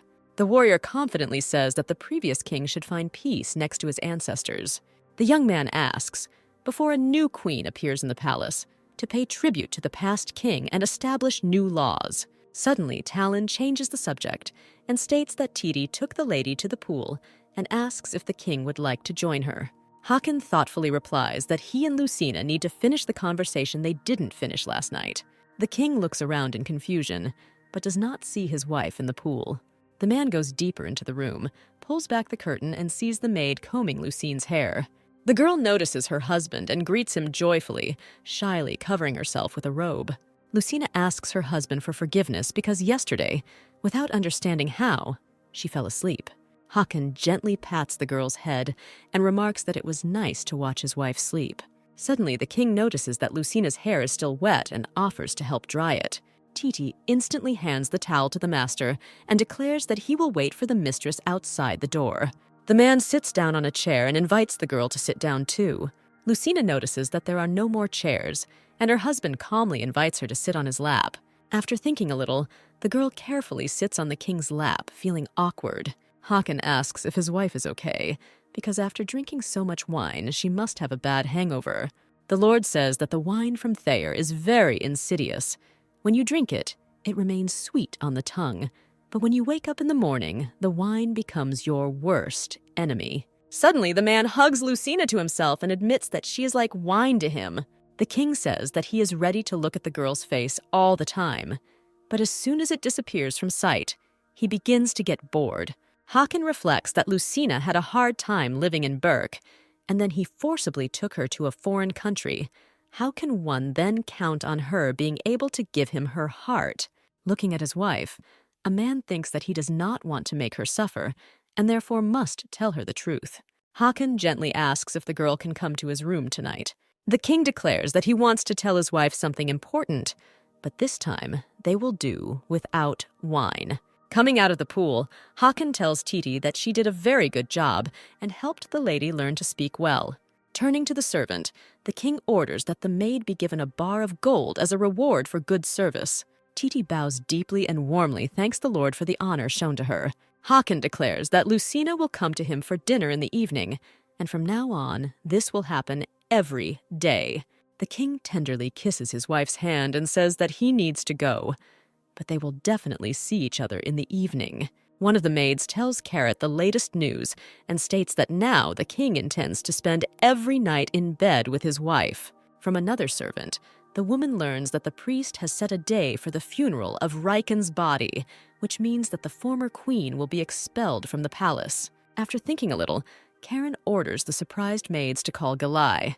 Titi flies with happiness, because thanks to the gold received from the ruler, she will be able to pay for the education of her brothers and sisters. The girl emphatically states that Lucina did a great job yesterday and behaved well in front of a lot of people. Squeezing her mistress's hands, the maid says that she will help her show herself just as well today at dinner with the king. Titi enthusiastically begins going through things, wondering what would best suit Lucina. At this time, the girl is wondering who the elderly woman was who helped her so much. She left so quickly that Lucina did not have time to thank her. Suddenly, the girl notices Fuku sitting on the window and looks around, looking for the treat prepared for the elf. While treating the bird, Lucina says that she is glad that she is in Thayer. Everyone seems nice and friendly to her, and she is no longer afraid of people. Fuka looks at the girl thoughtfully, thinking that not all people in the kingdom are nice and kind. A young man enters Carriage's chambers. The maids greet Mr. Gilli with embarrassed laughs. The man bows before the former queen and wonders why she called him. Carrot reports that the priest has set a day for Raken's funeral, which means that she will not be able to stay in the palace. Describing the prospects, the woman wonders if her brother wants her to end her life the same way as Adar. The young man replies that he and his sister, once in the palace, enjoyed honors longer than they deserved. With his head down, Gilli says that now that the king has a partner, they should step aside. The young man does not have time to finish, and a cup thrown by an angry sister flies at his head. Carrot stands up, leans on the table, and with a threat in his voice invites his brother to repeat what he just said. The sister approaches her brother and asks thanks to whom he remained alive, who had been ill since childhood and had no talent except a beautiful face. Carrot states that she ran errands at the market, cared for the young man when he was sick, and even brought him books he wanted to read. Carrot quietly says that his brother did not think about the fact that those books were bought with money that should have been spent on food. Looking into Gilli's face, the sister asks if he wasn't the one who said he always wanted to repay her kindness. Carrot admits that thanks to her brother's ingenuity in eliminating her rivals, she was able to enter the palace as queen. Grabbing Gilli by the hair, the sister asks why, after everything he has experienced, he decided to betray her. The young man trembles with despair and assures his sister that he did not intend to betray her. Gilli clutches his chest, bending over in pain, and says that his pain is like the influence of black magic. The sister angrily says that every time she asks her brother for help, he justifies this pain. The young man hears that Carrot spent her youth and best days trying to raise him to his feet, and he believes that his well-being is more important than herself. Hakan sits at a set table and goes through various phrases that can be used to start an important conversation. The king clutches his head in despair, realizing that everything is wrong and he cannot find the right words. There's a knock. The door opens and Lucina enters the room, from whom the man cannot take his eyes off.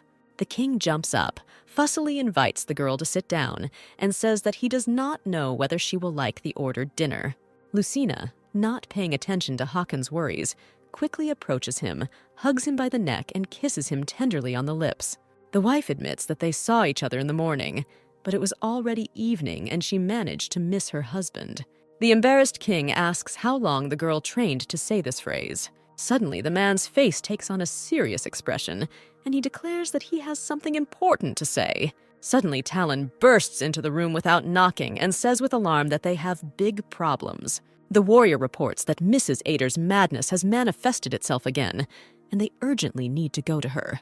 Lucina hears with alarm that the king's mother refuses to leave the body of her eldest son, and no one can calm her down. Hakan leaves, turning around. He asks Lucina for forgiveness and promises that they will definitely continue the conversation later. In the corridor, Lucina and Titi notice a young man. The maid says that this is Gilli, the younger brother of the former queen.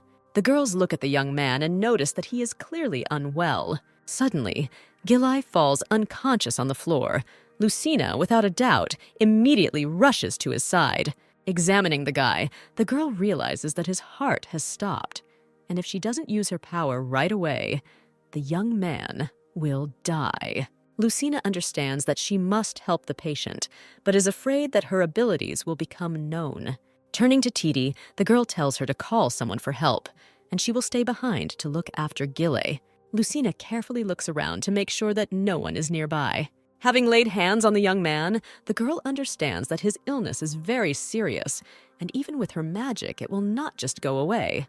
Gilli, at the same time, feels as if his heart is about to break, and decides that for the sake of his sister, he must pay for the sins he has committed.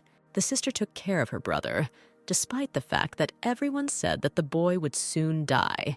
Gilli felt that he could continue to live if he became useful to his sister, and hoped that one day he could be free from this pain. Suddenly, the young man feels that his pain disappears. The sacred moonlight pours on him, as if washing away all his sins. Opening his eyes, Gilli sees a blurry silhouette of a girl who asks if he is okay. The girl holds the guy by the head and is happy that he has finally come to his senses. Gilli stares at Lucina, deciding that this is a holy maiden. The young man sits down and realizes that he does not feel pain at all. But how could this happen? Because he felt that his heart was stopping. Gilli says that Lucina healed him, but the girl tries to justify herself and says that she was only looking after him.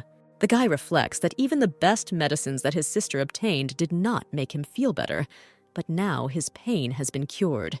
Gilli grabs Lucina's hand and asks if she has healing magic. The young man notices that the girl is from Brian, and the priests from there have divine power, capable of even reviving the dead. Gilli grabs Lucina by the shoulders and declares that she must also have such power. The girl frightenedly breaks away from the young man's hands and says that everything is completely wrong. Lucina reports that Titi went to call the priest, and she herself stayed with Gilli, fearing that something might happen to him.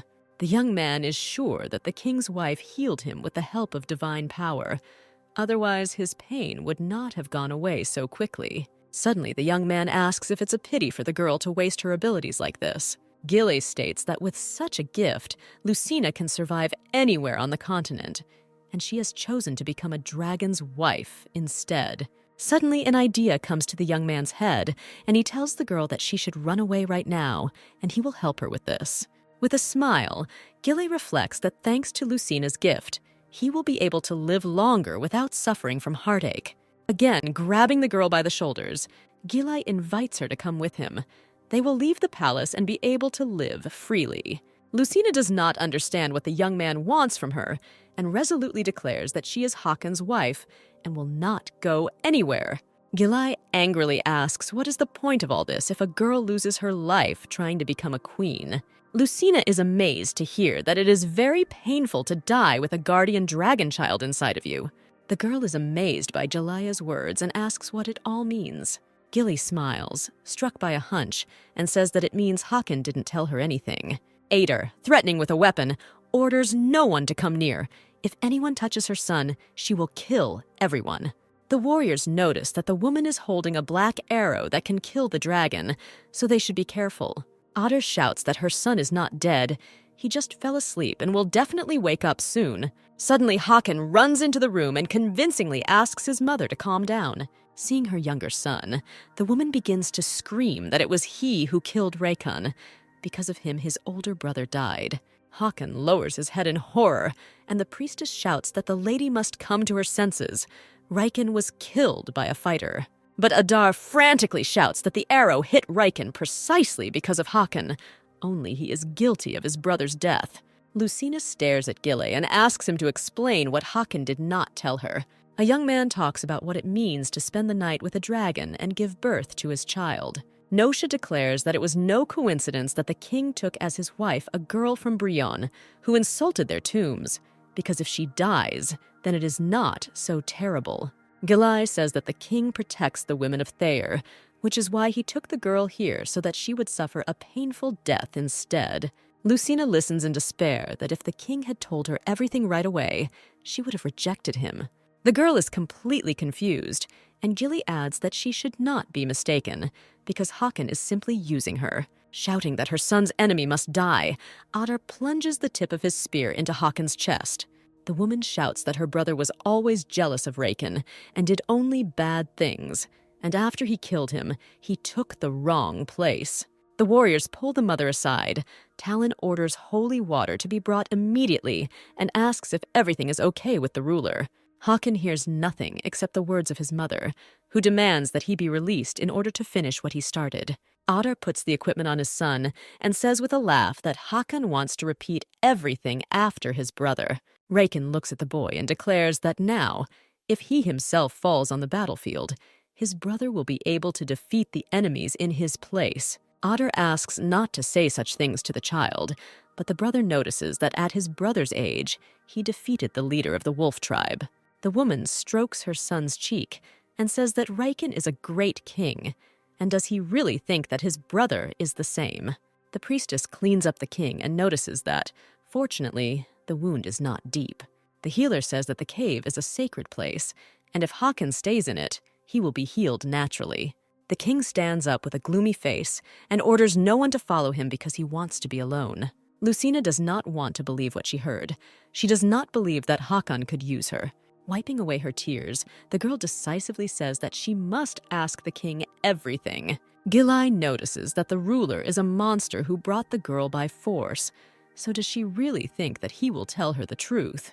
Lucina reasonably notes that she is seeing Gilli for the first time, and he too can deceive her. Leaving the guy alone, Lucina turns sharply and runs away. After some time, the girl finds the king and declares that she needs to talk to him. Suddenly, Lucina notices a wound on her husband's body and says that it urgently needs to be healed.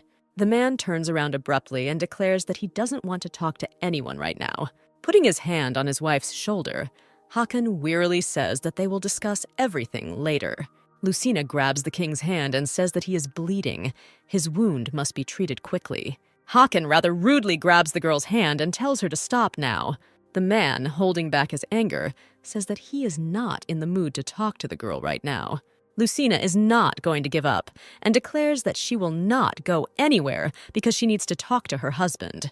Taking the king's hand, the girl says that she wants to hear what her husband wanted to tell her at dinner. Exploding, Hakan grabs his wife's hand and says he orders her to leave.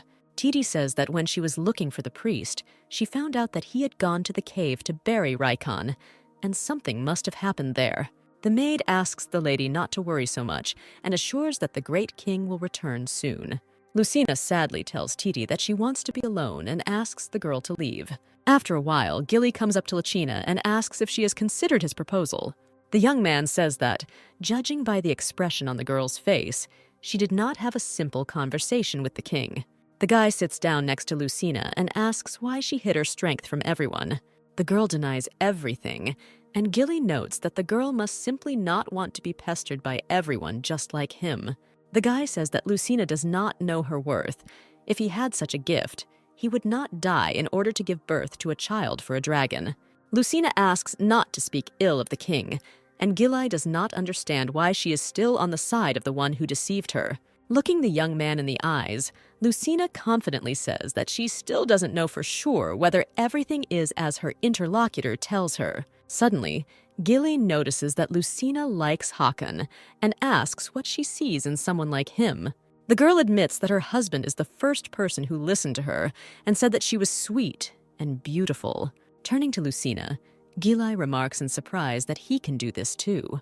The young man declares that if this is only the case, then he can say such words as much as he wants. Looking intently at Lucina, the guy admits that as soon as he opened his eyes, he thought that there was a saint in front of him. Gilli extends his hand to the girl and says that he will not allow anyone to sell her or take her by force, and again offers to run away together. Sitting in his chambers, Hakan drinks wine. There is a knock on the door, and they say that Mr. Garrett is asking for an audience. The king shouts in rage that he gave the order not to let anyone into his chambers. Talon peeks out from behind the door and calmly wonders if he really isn't allowed to see the great king. The warrior notices that, according to the priest, the ruler left the cave without finishing the treatment. The wound has not yet healed, and the king is pumped up with alcohol. Hakan advises his friend to shut up, because such a scratch cannot harm the dragon.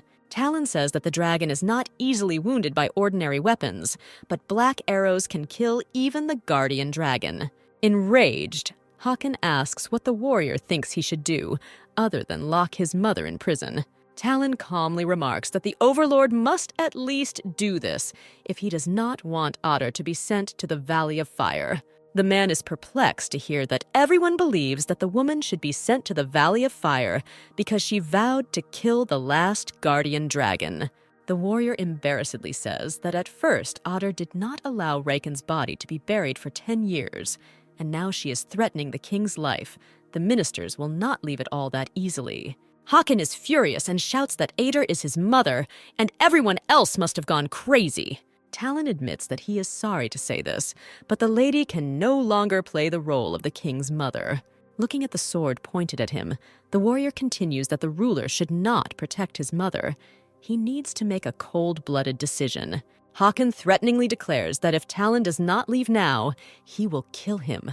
Left alone, the man remembers his mother's terrible accusations and, in a rage, destroys everything that comes to his hand.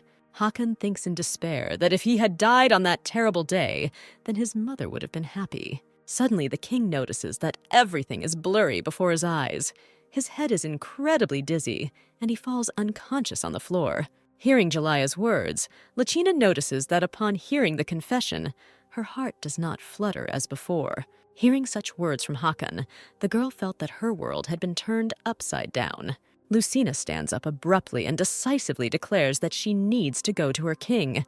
Gilli asks in bewilderment what a girl could like in a guy who hasn't even talked to her properly.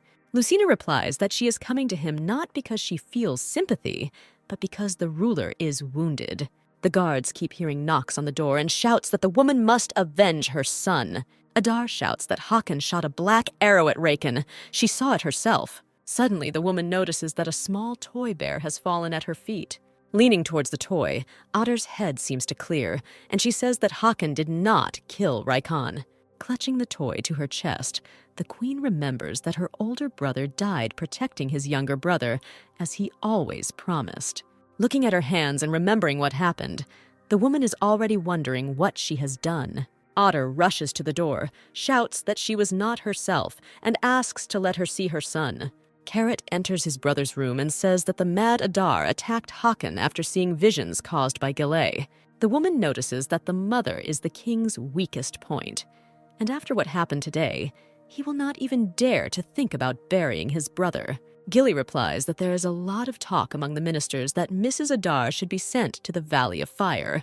The sister says with a grin that many people left the palace thanks to her brother's black magic, and now he suddenly began to fear Adar's death. Carrot is not sure that Hakan will have the courage to kill her mother, because even after the scandal, instead of sending her to prison, he just locked her in the palace. In his delirium, the king notices that he is again in the forest.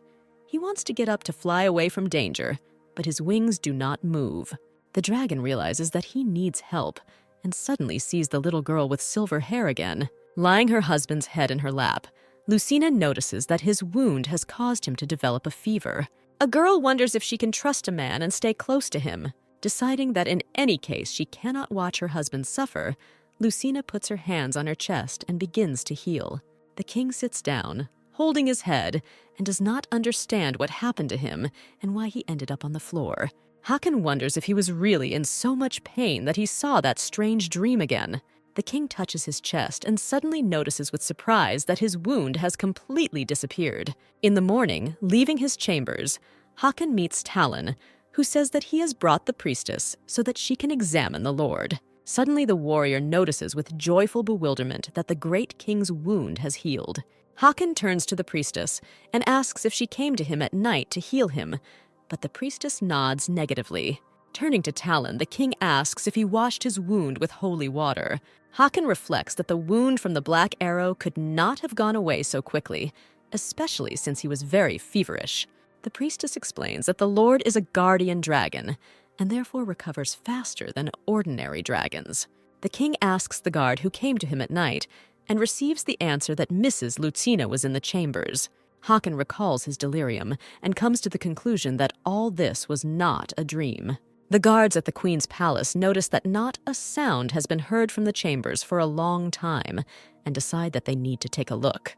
Opening the door, the warriors see an open window and realize that Mrs. Ader has escaped again. Titi runs into the room and happily says that she borrowed a book from the priests about the history of Thayer and the generation of dragons. The maid says that since Lucina becomes queen, she will be interested in learning this information in advance. Lucina opens the book, thinking that if it describes the history of dragons, then she can check if Gilli's words are true. The girl frantically begins to turn the pages and realizes with annoyance that there is not a single picture in the book. The Baroness never taught her stepdaughter to read. She even learned to speak on her own. The lady looks at Titi and asks if she can read the book. The maid says that the book is written in ancient dragon script, so she won't be able to read it. Suddenly, the same woman who helped Lucina with her outfit for the holiday enters the room screaming. The girl runs up to the guest and greets Mrs. Lita, but the woman looks at the girl in confusion, not understanding who she is talking about. The old woman declares that her name is not Lita, and that she came because she was looking for Hoku. Suddenly, Adar picks up the book and joyfully says that she wrote it herself. The woman says that she wrote a book to read to her sons, and Hoka taught her letters from it. Adar says that the letters look quite complicated, but if you know the principle, you can learn to read quite quickly. Adar sits down on the sofa, calls Lucina over and says that he will teach her to read. Hakan muses that if it was Lucina who healed his wound, then she was the girl who saved him 10 years ago. The king wonders why, in this case, his wife hid her healing power from everyone. The man comes to the conclusion that if others noticed such a gift, then everything could become much more complicated, because everyone would be glad to have such power. Suddenly, approaching Lucina's chambers, the king hears the cheerful voice of his mother. Adar calls the girl Haka and says that soon she will be able to read as well as her older brother. Hakan looks at the women in amazement. 10 years have passed since he saw his mother smile so kindly. The girl gently tells Adar that her name is not Haka, but Lucina. The girl notices that the old lady was looking for some hockey when she came here and asks who he is. The woman looks at the girl in confusion and begins to mutter about haiku and realizes that she does not remember what she should do next. Hakan decisively enters the room and asks with interest what the women are doing here. The man, confused, asks why someone who should be locked in his chambers is here. Lucina stands up, greets her husband, and reveals that Addie taught her to read. The girl states that the woman had already visited her before and even helped her. Lucina notices that Addie is a very kind and nice person, but it looks like she is looking for someone. Suddenly, Adar runs up to her son and says with relief that she has finally found him. The mother looks at her son in despair and says that she does not understand how she could hurt him with her own hands. The maid reports to the carriages that, as the woman ordered, they left the window open, through which odor escaped. The girl says that the king's mother left the room and went to the main palace, and the great king went there too. The woman enters her brother's room and asks him if everything is ready. Gilli says that Mrs. Adar is already in an unstable state, and he is afraid that if he puts more pressure on her with black magic, she will no longer be able to come to her senses. The sister grabs her brother by the head and declares that this woman opposed her marriage to Hakan and tried to throw the queen out of the palace. Carrot angrily says that even if Adar comes to her senses after the ritual, she will have to give up her last spirit. The woman throws her brother to the floor, pushes the bowl towards him with her foot, and declares that he must do what he started. In desperation, Gilli pours the potion into the prepared container, realizing that he does not have the strength to resist his sister. At the same moment, Adar's gaze becomes clouded, and she begins to see pictures that never existed in reality. The woman sees a girl with silver hair aiming a bow straight at her son. Adar grabs the feather and, shouting how she could encroach on her son, rushes at Lucina. Hakan manages to grab his mother at the very last moment, saving his wife from a fatal blow. Pushing Adar aside, the king rushes to his wife and anxiously asks if she is all right. The mother does not calm down and screams in rage that this creature killed her son, and it will not calm down until it tears her into pieces. Holding Lucina close to him, Hakan shouts menacingly that the criminal is wandering around and there are no guards anywhere. The man furiously reflects that his wound was not enough for his mother. Adar lost the most precious thing because of him, and now wants to take revenge by taking away the most precious thing from her son. With tears in his eyes, Hakan thinks that he wanted to remain a son, and if everything could only end with his blood, then he would just try to forget about it.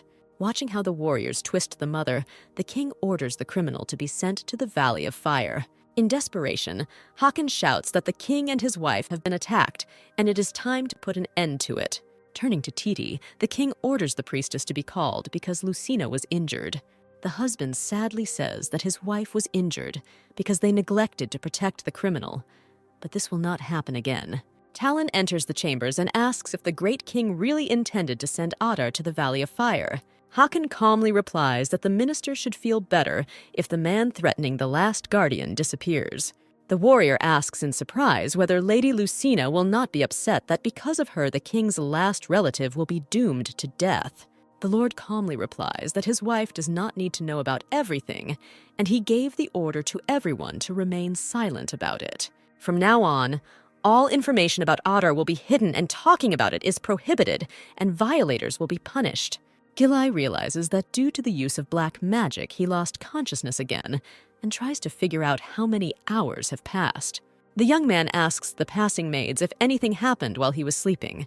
The girl answers that it happened, but the king forbade talking about it. Gilli looks at the departing maids in confusion and thinks that something significant must have happened since it is forbidden to talk about it. Suddenly, the young man is suddenly grabbed by his clothes, and Lucina, turning him towards her, declares that she wants to ask him something.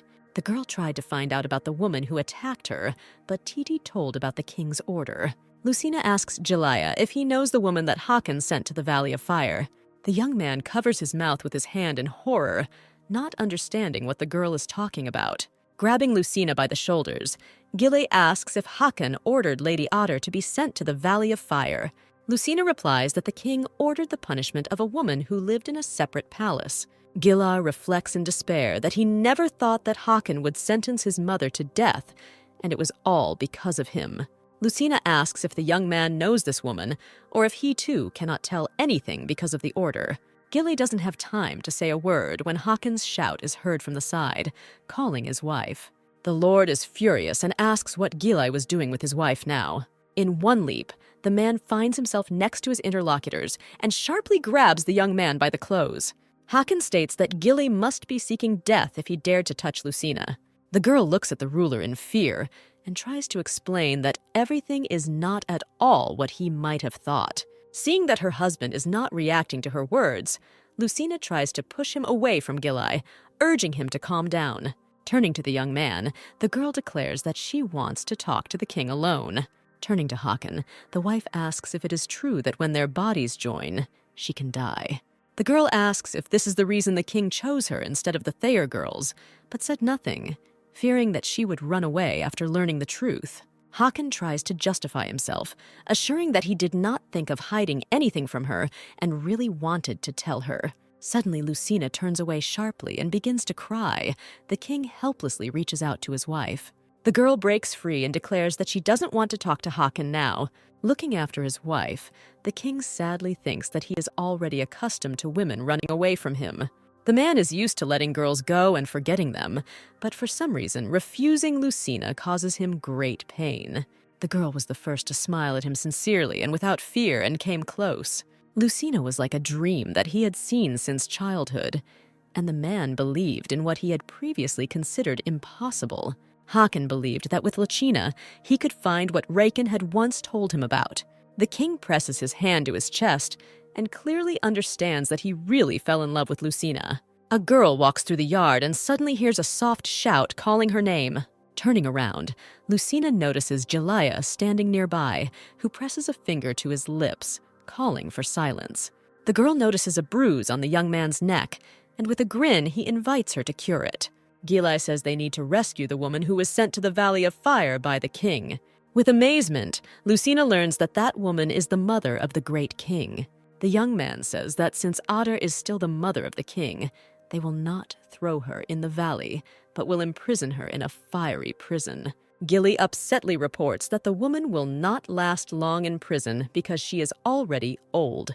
Taking Lucina by the shoulders, Gilli declares that he knows how to get into the valley, and if the girl helps him, they can save Mrs. Adar. Fuka clutches her head in horror, not believing that Lucina is going to the Valley of Fire. The elf screams furiously that the girl has lost her mind while he was away. Lucina asks Fuku not to make noise, so as not to attract attention, and declares that she must do this. The girl turns to the elf and decisively declares that she needs his help. Lucina watches the guards while holding the key Gilli gave her. The young man said that he would deal with the guards without any problems, but a problem might arise with the gatekeeper guarding the prison. Having learned that if Gilli puts the guard to sleep, he will not be able to leave his room. Lucina resolutely declares that in this case, she will go herself. Fuka tries to dissuade the girl from going where it is clearly very dangerous. Lucina replies that she cannot send Mrs. Adar to death, and she is not doing this for her sake. Despite the fact that the girl is angry with her husband for hiding the truth from her, she cannot doom him to such torment. The lady shows the elf a bag of peanuts and honey and promises to feed Fuku them every day if he helps her. Noticing that the guards have begun to fall asleep, Lucina realizes that the time indicated by Gilli has come. Climbing the huge stairs, Lucina notices a cage at the very top and decides that she needs to go there. Continuing to rise, the girl notices that it is getting hotter and hotter. Suddenly, Fuka points to a huge sleeping monster and says that this is the prison gatekeeper. Lucina notices that Gilli managed to put the monster to sleep, but they should not hesitate. Approaching the cage, the companions see Adar, who is sitting unconscious and tightly clutching a toy. Having opened the lock of the cage, the girl and the elf hardly pull the old woman out of it. Lucina says that the woman's body is very hot, and she needs to be taken to a cooler place as soon as possible. The girl gives the elf a bottle and asks him to wipe Adar and give her water, and at this time, she will try to heal her. To Fuki's protest, Lucina remarks that they came here to save a person, so it is necessary to use her gift. Gilli says that only with Lucina's help can they save Lady Adar. Officially, the woman is imprisoned in the fire prison for a day, but if she holds out, she will then be sent to the Valley of Fire. The girl hears that only she and her healing abilities can save Adar. Lucina notices that even with the use of healing power, the woman does not recover, perhaps due to her age. Suddenly, the friends hear a loud roar, and turning around, see with horror that the gatekeeper has woken up. The young man warned that if he fainted from pain, the gatekeeper would wake up. Gilli hands the girl a bag and explains that if you throw salt at the monster, it will blind him. Fuka releases the vine and shouts to Lucina that she needs to hurry up because he won't be able to stop the monster for long. The monster tears the vine, hitting the elf. Fuka flies straight at Lucina, causing her to drop the bag of salt. Suddenly, the girl realizes that she is very dizzy, probably because she has been using her magic for a long time. Noticing the monster's huge paw approaching her, the girl realizes that she will soon die. Suddenly, Hakan stands between the monster and the girl and holds his huge fist from hitting him. The king calmly orders the gatekeeper to return to his place and continue guarding the prison. Turning to his wife, the ruler shouts in anger, not understanding what the girl was thinking when she walked here. Reeling from weakness, Lucina hears that she almost put her life in danger because of one sinner. Hakan continues to scream, but suddenly notices Lucina kneeling down and rolling her eyes. With the last of her strength, the girl whispers that she does not want her husband to end up in eternal hell. Hakan picks up his unconscious wife in his arms, and at the same time Adar comes to his senses, but calls the king Riken. The woman strokes her son's hand and says with a smile that she has been waiting for his arrival for a very long time. Adar hands Hakan a toy and persistently asks him to take hockey with him. The woman hands over the toy and declares that it is very dangerous here. The son should take his partner, Haka, and leave. The mother hands her son a toy that she sewed herself, and the boy enthusiastically asks what he should call it. Adar says that when Hakan was in her belly, she called him Hockey, which is a great name for a toy. The mother assures that her son needs to leave as soon as possible and adds that she will get out of here herself. Adar says that he will not survive if something happens to Hoki, so the son, at all costs, must first protect his brother. Hakan recalls that many years ago, Riken actually made such a promise to his mother. To the king's great regret, his brother was able to keep his promise, but only at the cost of his life. From the flood of memories, Hakan, looking at the toy, cannot hold back his tears. Suddenly, the fog in Adar's head clears, and she realizes that her youngest son is sitting in front of her. The woman approaches her son and begins to ask him for forgiveness, explaining that she is old and constantly out of her mind. The mother hugs Hakan and bitterly asks how it was possible that she did not recognize her son. Fuka, watching this scene, is relieved to note that, thank God, no one died. Carrot asks in bewilderment how Mrs. Adar was able to get out of the Valley of Fire alive. The maids say that in addition to this, the king also calmed down and withdrew his order of non-disclosure. Carrot listens thoughtfully that once the old woman is restored, she will live in the inner palace. Sitting at his wife's bedside, Hakan admits that if it weren't for her, he would have done something irreparable. Lachina takes her husband by the hand, and he urgently asks her not to do this again. The king says that if he lost Lucina, then real hell would come for him. The girl sits up in bed and says that after what happened, she realized something. The wife admits that no matter how angry she is with her husband, she does not want to see Hakan suffer. Lucina states that even if she has to put her life on the line, she doesn't want her husband to get hurt. Squeezing the king's hand, the girl decisively declares that she wants to give birth to his child. Hakan is so stunned that he asks his wife to repeat what she just said. Lucina says her love for her husband is so strong that she is willing to risk her life. The girl decisively declares that she is going to give birth to a child for the king and become his queen. Without allowing her husband to come to his senses, the girl quickly runs up to him and passionately kisses him on the lips. The man abruptly pulls his wife away from him and asks her to stop. Hakan reminds that the intercourse of their bodies can put the girl's life in danger. Lucina replies that she is well aware that many mothers die in childbirth. The girl continues that despite the risks, Mrs. Ader and Mrs. Carrot were able to give birth to children. Lucina hopes that with her healing magic, she can do this too. Without allowing the husband to come to his senses, the wife deftly flips him onto his back and sits on top.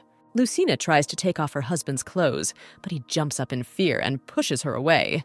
The king declares that they cannot rush so much because the girl could still die. Hakan says that he doesn't know what his wife decided to do, but he is not ready to lose her.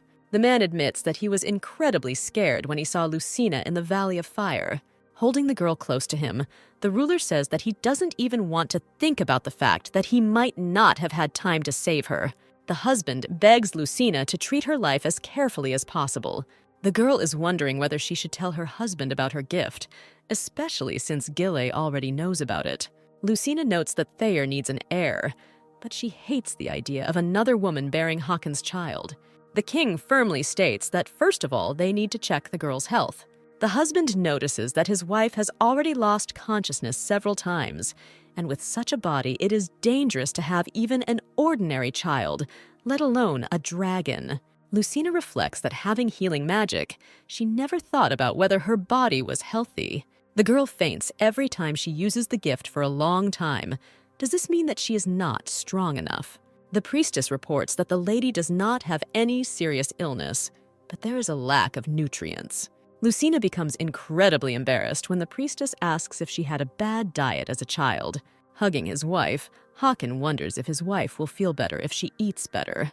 The priestess states that she needs to examine the mistress more carefully because the people of Brian are different from dragons in many ways. The priestess respectfully says that as soon as the results are ready, she will immediately inform the overlord. When the priestess leaves, Lucina sheepishly admits to the king that she is an illegitimate child. The girl says that the Baroness is not her mother, but the real one was a famous butterfly in the capital. Sadly, the wife admits that she lied because she was afraid of a negative reaction from the king. Taking his wife in his arms, Hakan declares that he will not leave her until she herself rejects him. The husband admits that he also did not tell the girl the truth about the birth of the dragon because he was afraid that she would reject him. Leaning towards Lucina, the man promises not to hide anything from her from now on. The priest rejoices that Mrs. Ader has come to her senses. She recovered so quickly, as if she had truly been blessed by fire. Suddenly, the woman's head begins to flash through the pictures that she saw while unconscious. Ader understands that all this was an illusion that arose under the influence of black magic. Sitting up abruptly, the woman extends her hand to the priest and declares that she urgently needs to talk to Hakan. The king says that the mother blamed herself first of all, and therefore was angry with her son, mistakenly thinking that he was behind the murder of Hakan.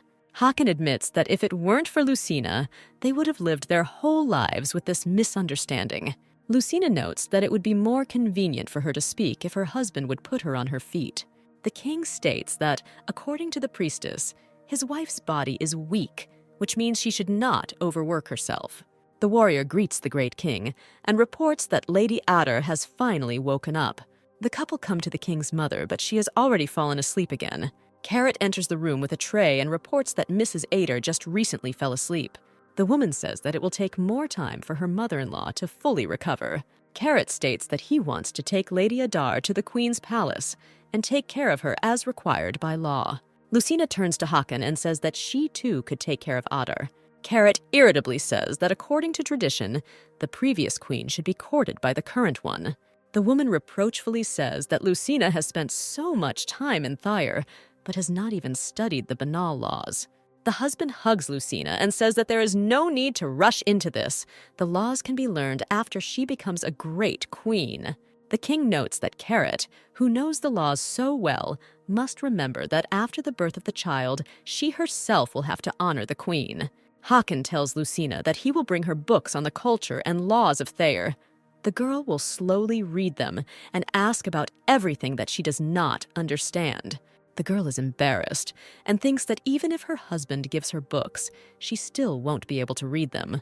Carrying Lucina, Hakan remarks that the girl has nothing to worry about. The books are written in the common language of the continent. A warrior approaches and informs the great king that the ministers have arrived for the tribal meeting. Leaving, Hakan tells his wife that they will definitely see each other soon. Lucina happily notices Gilli walking down the corridor towards her. The couple sits on the steps, and the girl asks how the young man is feeling after their adventure. The guy replies that everything is fine. Gilli says he heard about Lucina fainting and asks how she is feeling. The girl admits that most likely the fainting was due to the fact that she overdid it with the healing, but now everything is fine. The young man thoughtfully says that this is the first time he has heard that divine powers have a side effect. Gilli says that healing is one of the characteristic divine abilities and is inherited from priests. But Lucina assures that she did not have such in her family. The girl admits that as a child, she wanted the wounds to heal, and that's exactly what happened. But she hid it from everyone. Gilli listens with interest to Lucina's story and advises her to continue hiding her abilities. The young man assures that if the sick find out about her gift, they will flock like bees to honey. And if the girl refuses them, they will begin to hate and curse her. Suddenly, Lucina turns to the guy and notices that if she tells everything to Hakan, he will protect her. Gilli thinks that of course the husband will protect his wife, and she will be able to give birth to a child without any problems. And then he will find another use for her powers. If Lucina gives birth to an heir for Hakan, she will become a great queen. And Gilli will be forced to live with his possessed sister as a black magician. The young man understands that he cannot allow the girl to tell about her gift, especially to Hakan. Gilli advises not to trust the king, because if he has to choose between his wife and Thyre, he is unlikely to choose her. With surprise, Lucina hears that for the ruler, she is just a person from an enemy country, brought in order to give birth to a child. Remembering all the wonderful words that her husband said to her, the girl declares that she is not sure of Gilli's words. The young man confidently says that Lucina knows nothing about Hakan, such a lover of war as the king will gladly take her to the battlefield to help treat the wounded. Lucina calmly replies that she would be happy to be with her husband all the time. Gilli asks in amazement why she likes the king so much. The girl irritably replies that these are just her feelings. With surprise, the guy thinks that when he first met a man who treated her well, the girl immediately lost her head. The young man imagines that Lucina met him first and immediately gave him her heart. Lucina notices how the interlocutor's face has changed and asks if everything is okay with him. Embarrassed, Gilli chalks it all up to a pain in his heart and says that in any case, it is better for the girl to hide her gift. The guy scares Lucina with the fact that a war might break out over her possession, and then her dear Hakan might be in danger. The girl changes the topic and says that her husband brought her various books, but she does not know how to read. Lucina admits that she did not tell the king about this because she was afraid that they would laugh at her. The young man looks carefully at the girl and says that he can teach her to read and write. Titi states that it is a great fortune to have such a brilliant teacher like Mr. Gilli. The maid says that the young man learned the common language on his own at the age of 6, and at 15, he already knew all the possible written languages of the continent. Titi admits that she is very jealous of the lady because there is no one in the palace more educated than Gilli. The girl says that she did not have the opportunity to study because she was forced to earn money to educate her brothers and sisters. With amazement, Titi hears Lucina inviting her to study together. The lady notes that she will be very comfortable studying with Titi rather than alone. The maid rushes at her mistress, shouting that meeting her and serving her turned out to be the greatest luck in her life. Gilli recalls that Lucina suggested studying once a week. The young man thinks that learning to read and write is not so difficult. But if he spends time with the girl, there may be a chance that they will run away together. Entering his sister's palace, the young man notices Carrot at Otter's bedside, who reproachfully says that he has finally appeared. Gilli, confused, asks why Lady Adar is in the queen's palace. The woman ironically asks if, by law, she should not take care of the king's mother. Carrot's face changes and tells her brother that her mother-in-law has come to her senses. Nosha hears with horror that Otter caused a commotion, saying that there is a black magician in the palace and asked to call Hakan. The sister notices that her brother's magic causes terrible visions, but the moment the vision ends, it disappears from memory. Most people don't understand what's happening and run away, thinking they've gone crazy. Carrot continues that old woman Ader, surprisingly, lasted 10 years without escaping. It seems that she developed immunity and remembered everything that was done to her. Carrot says that she has obtained a sedative that will cause drowsiness and contribute to the loss of control over thoughts. The brother is somewhat relieved to hear that his sister is going to mix the drops into Otter's food, and they should change their target. Carrot states that their target will now be none other than Lucina. Gilli shouts in horror that under no circumstances should this be done. Angrily, the sister asks whether his brother will again hide behind the pain in his heart. The young man says that it is unknown how black magic will affect the man from Brian, what they will do if Lucina remembers everything and tells Hakan. The brother notices that the girl is not as old as Ader and asks what they will do in that case. Carrot admits that his brother is right and he needs to think things over carefully. Coming out of the meeting, Hakan asks Talon whether his mother was transferred to the queen's palace without any problems. The warrior replies that he expected Mrs. Otter to be stubborn, but she calmly followed Mrs. Carrot. Talon notices that after leaving the Kozik, the mistress's behavior changed noticeably, so maybe it was being next to her dead son that had a bad effect on her. The king understands that there is a reason in the warrior's words and replies that everything is possible. Hakan says that many took his injuries as a bad omen, and everyone was visibly very scared. The king reports that the council decided that Raken's body would be buried after the birth of a new guardian dragon. Talon states that in this case, the ruler should look into Mistress Lucina's bedroom more often. Hakan thinks that he is grateful to his wife for her decision, but they should not rush. At this moment, the priestess calls out to the ruler and declares that she has news for him. The woman says that she has the results ready and would like to discuss them with the king. Looking through the scribbled sheets of paper, Gilli says with surprise that the girl understands everything perfectly. The young man is sure that at such a speed the girl will learn the language in a week, but he could not even imagine how quickly the learning would go. The guy continues that, unlike Titi, Lucina learns incredibly slowly. Out of 10 words, she has 9 mistakes. Titi stands up for her mistress and says that she is just learning to write and will soon succeed. The young man notices that in a month, Lucina should also learn the language, and at that moment the sheets fly out of his hands. While Titi is collecting the sheets, Gilli notices that something is wrong with Lucina. The girl says that something got into her eye. At this moment, Hakan comes into the garden and sees a very significant scene. The king approaches the young people and threateningly asks what the hell they are doing here. Lucina begins to say something incoherently. Titi translates that something got into the lady's eye, and Gilli was just trying to help. The lady is very worried, and the maid continues to translate that they decided to learn writing and reading, and the master volunteered to help them. The king is perplexed to learn that he gave his wife books, but she cannot read, so she had to look for help. Titi translates that according to the lady, Gilli is smart and teaches well, but she does not have any special feelings for him. The wife approaches the ruler and declares that he is the only one she likes. Patting the girl on the head, the husband says that he had no idea about her problems and should have just said so.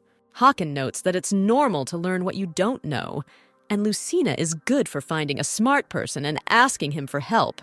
Looking at the young man, the king asks if he is confident that he can cope with the training of Lucina and Titi. Gilli bows respectfully and says that in the worst case, they will learn to read and write in a month. Hakan extends his hand to the young man and notices that he is a weak warrior, but he has no equal in knowledge, so he completely relies on him. Squeezing Gilli's hand, the ruler quietly says that if he touches Lucina again, he won't get away with it so easily. Turning to his wife, Hakan notes that it is already late and he should finish his studies for today. The girl nods in agreement, and her husband picks her up in his arms to carry her to the palace. Gilli walks down the corridor and irritably thinks that if Hakan had not been a great king, Lucina would not have batted an eyelid in his direction. Entering the chambers, the young man sees his sister, who asks him to come over and declares that they need to talk. The king tells his wife that the result of the diagnosis of her body is ready, and the priestess said that she discovered something strange. Hakan says that the girl lacks vitamins. Her body is weak, but her vitality exceeds the strength of others. Listening carefully to her husband, Lucina realizes that it's all about her healing abilities. The man notices that since the girl's strength is great, it will help her overcome the energy of fire, but he is worried about something else.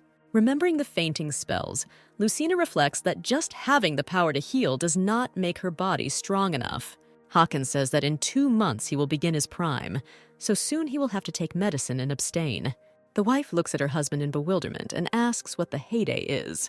The man explains that during this period, the possibility of conceiving a child increases, but since the fire energy is unusually strong during this period, he needs medicine to control it. The king offers to check his wife's condition in 2 months and then discuss whether their intimacy is permissible. Hakan puts Lucina on the bed and invites her to rest while he goes to his chambers. The girl holds her husband back and wonders how much his abstinence limits them. Seeing a blank look, Lucina is asked if they can't just sleep together. The wife notices that the ruler has been very busy lately, and she wanted to spend time with him at least at night. Lying in bed, Lucina is happy as a child, while Hakan realizes that this was not the best idea. The man can barely restrain himself, feeling his wife's touch, and the girl suddenly asks if it's possible to get at least one kiss. Lucina embarrassedly covers herself with a sheet and asks for at least one small, quick kiss. The king turns to his wife, silently praying to the great ancestors for the will and patience to endure and not do anything stupid. Unable to cope with his emotions, the king abruptly throws Lucina onto her back and hangs over her. Gathering his will, Hakan abruptly jumps to the other end of the room and growls that they shouldn't do this. The man states that for the next 2 months it will be better for them to sleep in separate rooms. Embarrassed, Hakan explains that if you are going to abstain, you should do it properly. The husband admits that if he touches or kisses his wife again, he will not be able to restrain himself and will go too far. Lucina asks in despair whether she can really only look at her husband for the next 2 months. The girl with tears in her eyes says that so far nothing has happened because they held hands and kissed. Suddenly, Hakan picks up some kind of cloth and declares that it is necessary to tie his hands. The girl shackles the man, who asks if she is sure that he will not be able to untie his hands. Lucina checks everything carefully, and the king notices that now she can do whatever she wants with him. Without keeping him waiting, the wife presses herself against the man and begins to kiss him tenderly. Carrot tells his brother that Hakan is a descendant of a dragon and is also a Tayer, making him ideal for using black magic. Gilli, horrified, says that this is too dangerous because the man is a great king. The young man is sure that if he does something strange, the whole palace will know about it. The brother says with fear that if he and his sister are caught, they will consider it treason. Carrot tells his frightened brother that he needs to make sure that no one finds out, and notes that Hakan's heyday will soon come. During their prime, dragons are very unstable. The stronger the fire energy, the more violent they become. Taking the plate in her hands, the woman notices that the energy is blocked by the medicine, but an accident can still happen. Throwing a plate at his brother's feet, Carrot declares that if an accident happens to the king's partner, the ministers will lose patience. The woman assures that if Hakan kills his wife, she will be greatly weakened, and it will be easier for her to get the king to marry her. Gently patting his brother on the head, Carrot says in a soft voice that he is asking for this for the last time. The sister asks for help and promises that she will never ask her brother for such cruel things again. Carrot assures that if everything works out, then Gilli will be able to heal his mental pain and live in peace. The sister promises that his brother can go wherever he wants, and she will send people with him to keep an eye on him. Carrot confidently says that it is time for Gilli to come out of her shadow and live his own life. Lucina notices with surprise that Hakan is breathing very loudly and his heart is beating incredibly fast. The girl fearfully removes her hands from her husband's body and realizes that it's really worth stopping. The wife sits to the side, but the king begins to growl menacingly and asks her not to stop. There is a crash, the bonds break, and Hakan jumps on his wife, pinning her to the bed. Having pulled himself together with incredible efforts, the king jumps up and shouts that he cannot do this. Turning to the door, Hakan orders the guards to bring chains that even the guardian dragon cannot break. Noticing that Lucina is laughing, the man irritably remarks that she is the one on the verge of death. Gilli muses that it is dangerous to use black magic when Hakan and Lucina are alone. The young man thinks about how to intimidate the king, but so that the girl does not get hurt. The brother tells his sister that when he loses consciousness, the magic is immediately destroyed, and if this happens, the overlord can understand that he has been subjected to an illusion. Rising from the floor, the young man says that he needs to change his magic instrument. Gilli shows Carrot a candle and says that it is made with the addition of his blood. With its help, the effect of magic will not subside, even if he goes crazy from pain. The woman looks at her brother in bewilderment and asks why, in this case, he did not use candles earlier. Approaching his sister's ear, Gilli begins to whisper something in her ear. A smile lights up Carrot's face, and she asks if what her brother said is true. Fuka cannot believe that Lucina tied Hakan with chains, and she slept like that. The elf asks if the couple will really do nothing for 2 months, because Hakan wants a child so much. Lucina says that she must first get stronger, because despite her strength, her body is weak. Fuka says that the girl is weak because she has earth energy, but if she has a dragon child in her belly, her condition will stabilize. Lucina listens in surprise that a child with fiery energy will help her, but for the rest, it will be enough if the girl eats well. Lucina reveals that she heard that having a dragon child would put her life in danger. The elf replies that this only applies to ordinary people. During pregnancy, the girl will be able to use her power, directing it to protect her body. After thinking for a moment, Lucina asks if her powers will return after the birth of her child. Fuka eats peanuts with gusto and declares that this is completely obvious. The girl jumps for joy and reproachfully asks why her friend didn't tell her about this earlier. Fuka, confused by his friend's lack of understanding, declares that she had never asked him about this before. The girl runs joyfully along the corridor. She must tell Hakan everything so that she no longer has to wait and take medicine. Lucina wants to finally talk about her healing abilities, with the help of which she can safely give birth. Handmaids enter Hakan's chambers, one of whom reports that she has brought medicine given by the priest. Suddenly, the king notices how the second girl is holding flowers in her hands and asks what she is going to do. The maid explains that Talon ordered the master's room to be decorated because Mrs. Lucina often comes here, so she brought flowers and a candle. The king drinks the medicine, thinking that Talon gave a very practical order. Hakan inhales the smell of flowers and a burning candle and wonders if Lucina will like it all. The girl runs into the chambers, joyfully takes her husband's arm and declares that she needs to tell him something important. Turning sharply, Hakan grabs his wife's fragile hand, causing her noticeable pain. The king pulls the girl towards him and Lucina screams in fear. The man grabs the girl with furious desire, tearing the jewelry on her clothes. Suddenly, Hakan closes his eyes sharply, not understanding what is happening to him. The king turns to his wife and says that he does not feel very well, and the girl should better return to her place. The man sits down at the table, continuing to inhale the vapor from the candle, and wonders what is happening to him. The energy of fire intensifies as the heyday approaches, but there are still 2 months before it. Maybe this time it begins earlier than expected. Lucina lies in bed and thinks that Hakan acted very strangely today. The girl recalls that the atmosphere in her husband's chambers was so oppressive that she could not utter a word out of fear. Noticing that the lady cannot sleep, faithful Titi invites her to swim in the hot spring, after which she will quickly fall asleep.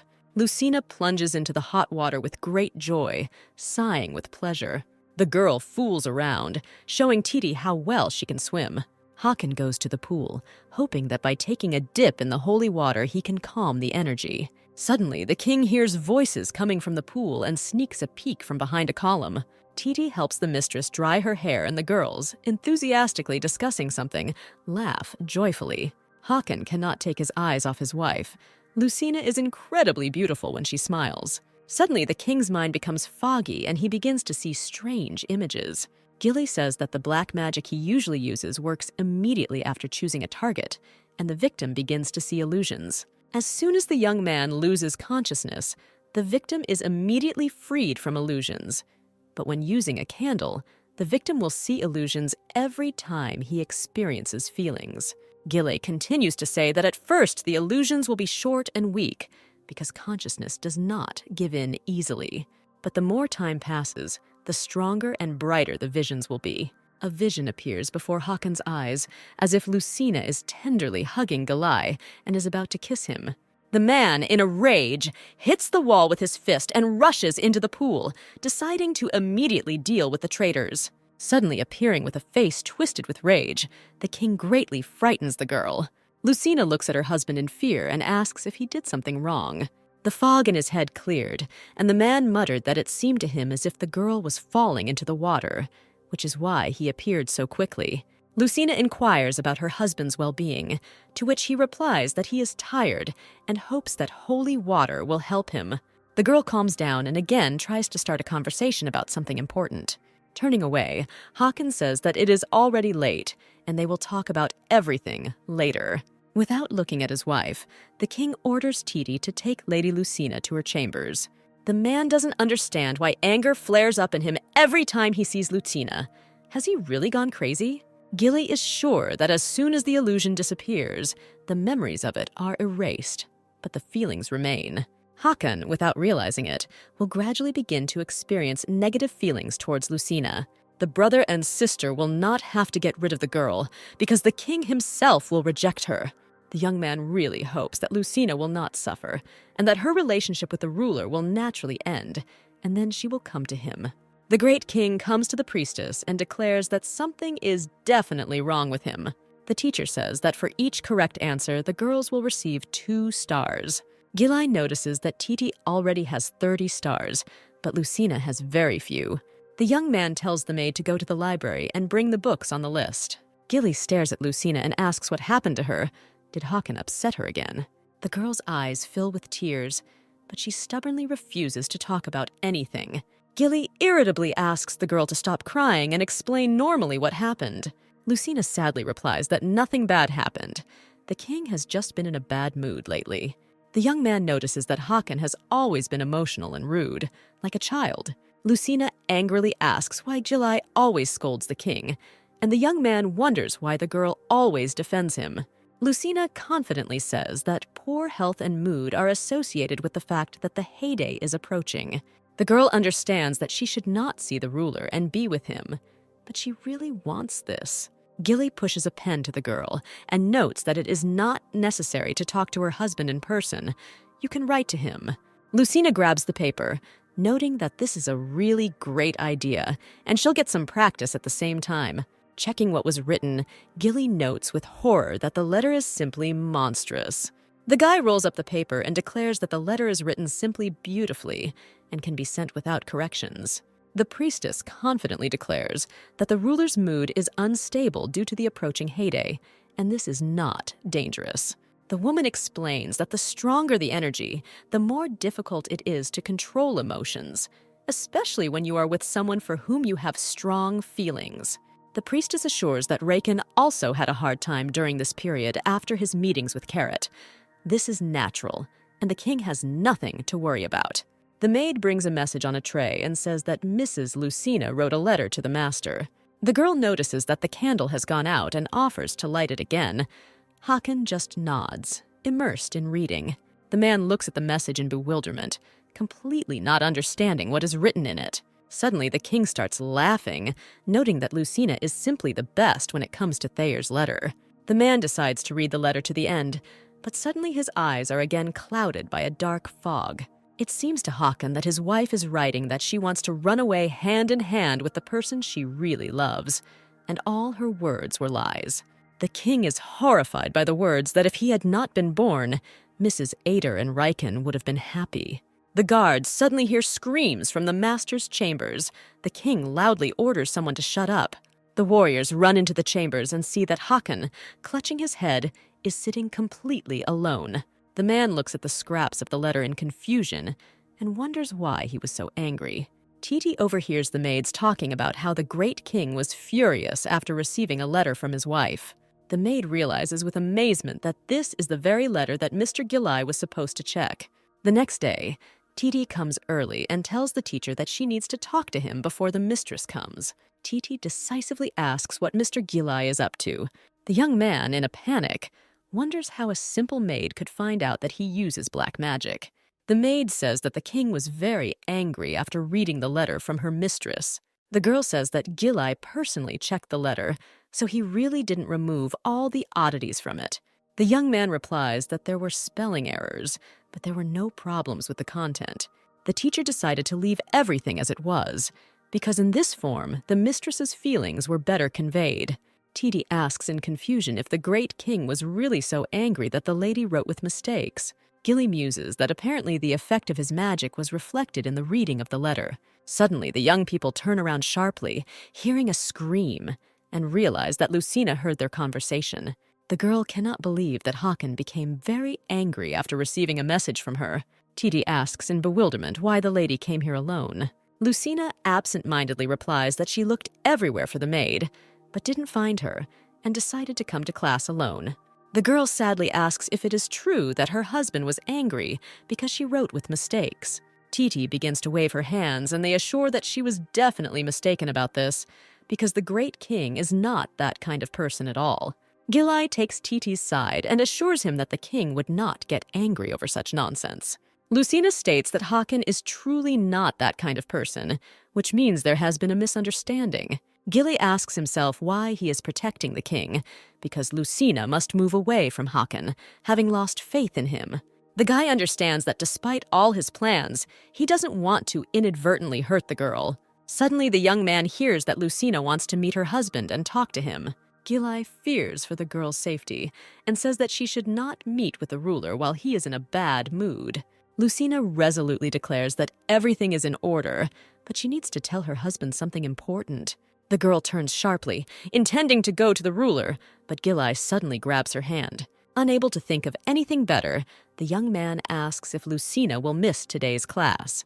Titi intervenes and states that she will stay in class and then pass on what she has learned to the mistress. Lucina looks with gratitude at her faithful maid, who always helps her in everything. The girl runs away, and Gilli worries that she may be in great danger and decides to follow. Hakan realizes that something strange is happening to him, not understanding whether this is all connected with the heyday.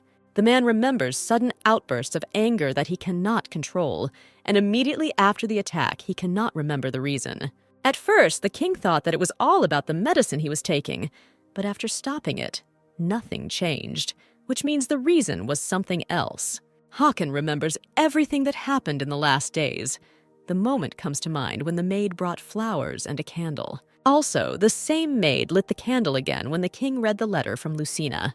The man understands that the whole problem may be in the candle, and he needs to give it to the priestess to check. Suddenly, Lucina runs into Hakan's chambers with a joyful shout. The girl is trying to catch her breath from running fast, and declares that she urgently has to tell her something important. Looking around, the wife suggests going inside. She doesn't want their conversation to be heard. Hakan says that he doesn't understand what happened, but if the girl wants it that way, they will go inside.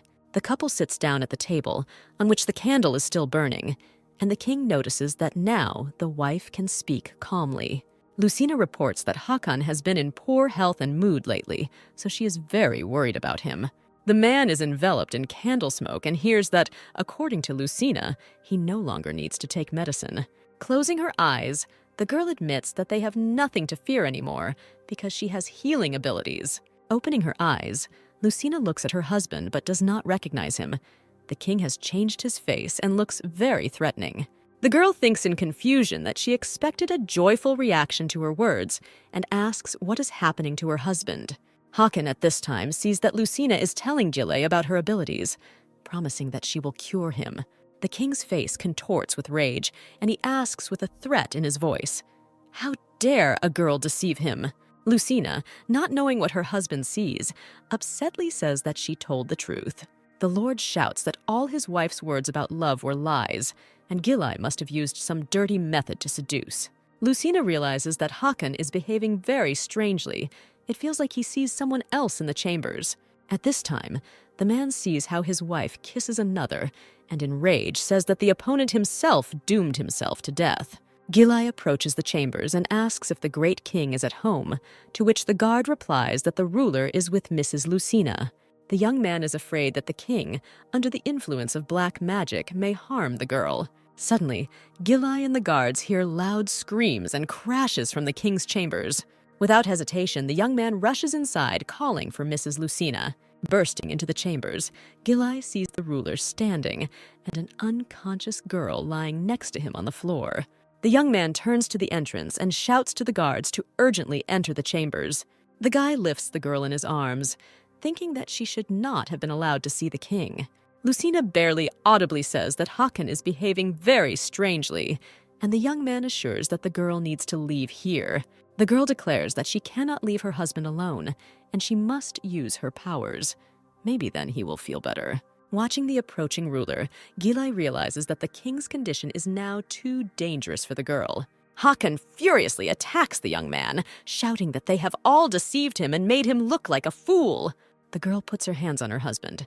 She is not sure that she can help, but if she does nothing at all, then both men could get hurt. Clinging to Hakan and activating her power, Lucina begs him to come to his senses. Unclenching his hands, the king comes to his senses and tries to understand what happened. Lucina looks at the former king with joy, thinking about what she accomplished. Having caught his falling wife, the ruler does not understand what he wanted to do, but the girl definitely helped him. A guard with maids runs in and announces that he has brought a priestess. Hakan says that Lucina is unconscious, but there is no threat. He will take her to her chambers, and the priestess should take care of Gilli. One of the maids quietly leaves the room and sends a note with a dove. The priestess reports that she checked the candle that the great king pointed out to her. The woman notices that it is impossible to determine exactly, but some kind of magic was definitely cast on her. The king orders the candle to be destroyed immediately and asks what happened to Lucina. Hearing that his wife is fine with only scratches and bruises, Hakan declares that he must see her immediately. Approaching the chambers, the king tells Titi that he has come to visit Lucina. The man goes inside, and the maid tells him that the lady still hasn't woken up. Gently stroking his wife, Hakan sadly says that she suffered because he was exposed to black magic. The man begs the girl to wake up as soon as possible because he wants to beg her forgiveness. Suddenly, one of the warriors runs into the chambers and reports with alarm that a big disaster has happened. Hakan is surprised to hear that the Hetcheling fortress has been attacked by enemies. The maid fearfully reports that the king guessed about the candle and ordered it to be examined. The girl adds that at this rate it will soon become known who is behind all this. Carrot replies that the girl need not be afraid and say that she was forced by blackmail to participate in everything. The maid notes in bewilderment that then Madame Carrot will be in danger. The woman calmly replies that no one will have evidence that she is to blame for everything. Carrot says with satisfaction that all responsibility for what happened will fall on Lucina. To implement Carrot's plans, it is necessary to ensure that Hakan leaves the palace for as long as possible. Heading towards the fortress, the king angrily thinks that he already has enough problems, and Slayer's people decided to attack. Talon reports that the barrier of the fortress was destroyed quickly enough, which means their leader is with the enemies. Hakan remembers that the last time the barrier was destroyed was 10 years ago, and that's when Raken was killed. Talon notices in confusion that he does not understand why the enemies are so desperately rushing towards them. Hakan firmly states that this time they must put an end to it, and he will take revenge for the events of 10 years ago. Arriving at the barrier, the king learns from the guards that at the moment the damage is very minor. Hakan looks at Talon in bewilderment, but the warrior assures that he was informed that the situation is an emergency. At this moment, the king realizes that all this was done in order to lure him here. The overlord states that they need to return, but Talon says that they do not know when the enemy will decide to attack. Hakan shouts that this is all a trap, and he was brought here on purpose. Suddenly, an enemy army with a leader at its head appears on the other side of the barrier. Hakan orders everyone to prepare for the attack and declares that he will take charge. The leader of the Slayers notes with a grin that 10 years have already passed, and the boy looks even better than reported. Hakan is surprised to hear a woman's voice. Then the head did not reveal his identity, and no one could have expected that he would be a woman. Snatching her weapon with lightning speed, the dragon puts the blade to the enemy's throat and asks what she's up to. The rival just as quickly draws her sword and expresses the hope that Hakan will last longer in battle than his brother. The dragon delivers powerful blows one after another. The opponent notices that over the past time, the enemy's fighting skills have noticeably improved. Hakan shouts in rage that he will cut off the leader's head and present it to the people of Thayer. After delivering several crushing blows, the king eventually knocks the sword out of his rival's hands. The woman abruptly snatches a black arrow from her quiver and forcefully plunges it into the dragon's stomach. The last thing Hakan hears before falling is Talon's loud cry. Lucina sits up abruptly in bed and asks Titi where Hakan is. The maid responds that the great king went to defend the Hetcheling fortress, but he personally came to visit the lady. Having learned about the attack, the girl jumps out of bed and quickly runs to the exit. In the courtyard, Titi throws a blanket over Lucina, fearing that she might catch a cold. Suddenly, the girls hear the sound of hooves, and the maid notices that the great king must have returned. Looking at the warriors, Lucina realizes with alarm that she does not see Hakan among them. Noticing Talon, the girl runs up to him and asks where the great king is. The warrior says that the overlord entered into battle with a fighter and was severely wounded by a black arrow. Talon says that now they will take Hakan to the holy cave and pray for him to survive. Lucina resolutely declares that she will go with them because she can cure Hakan.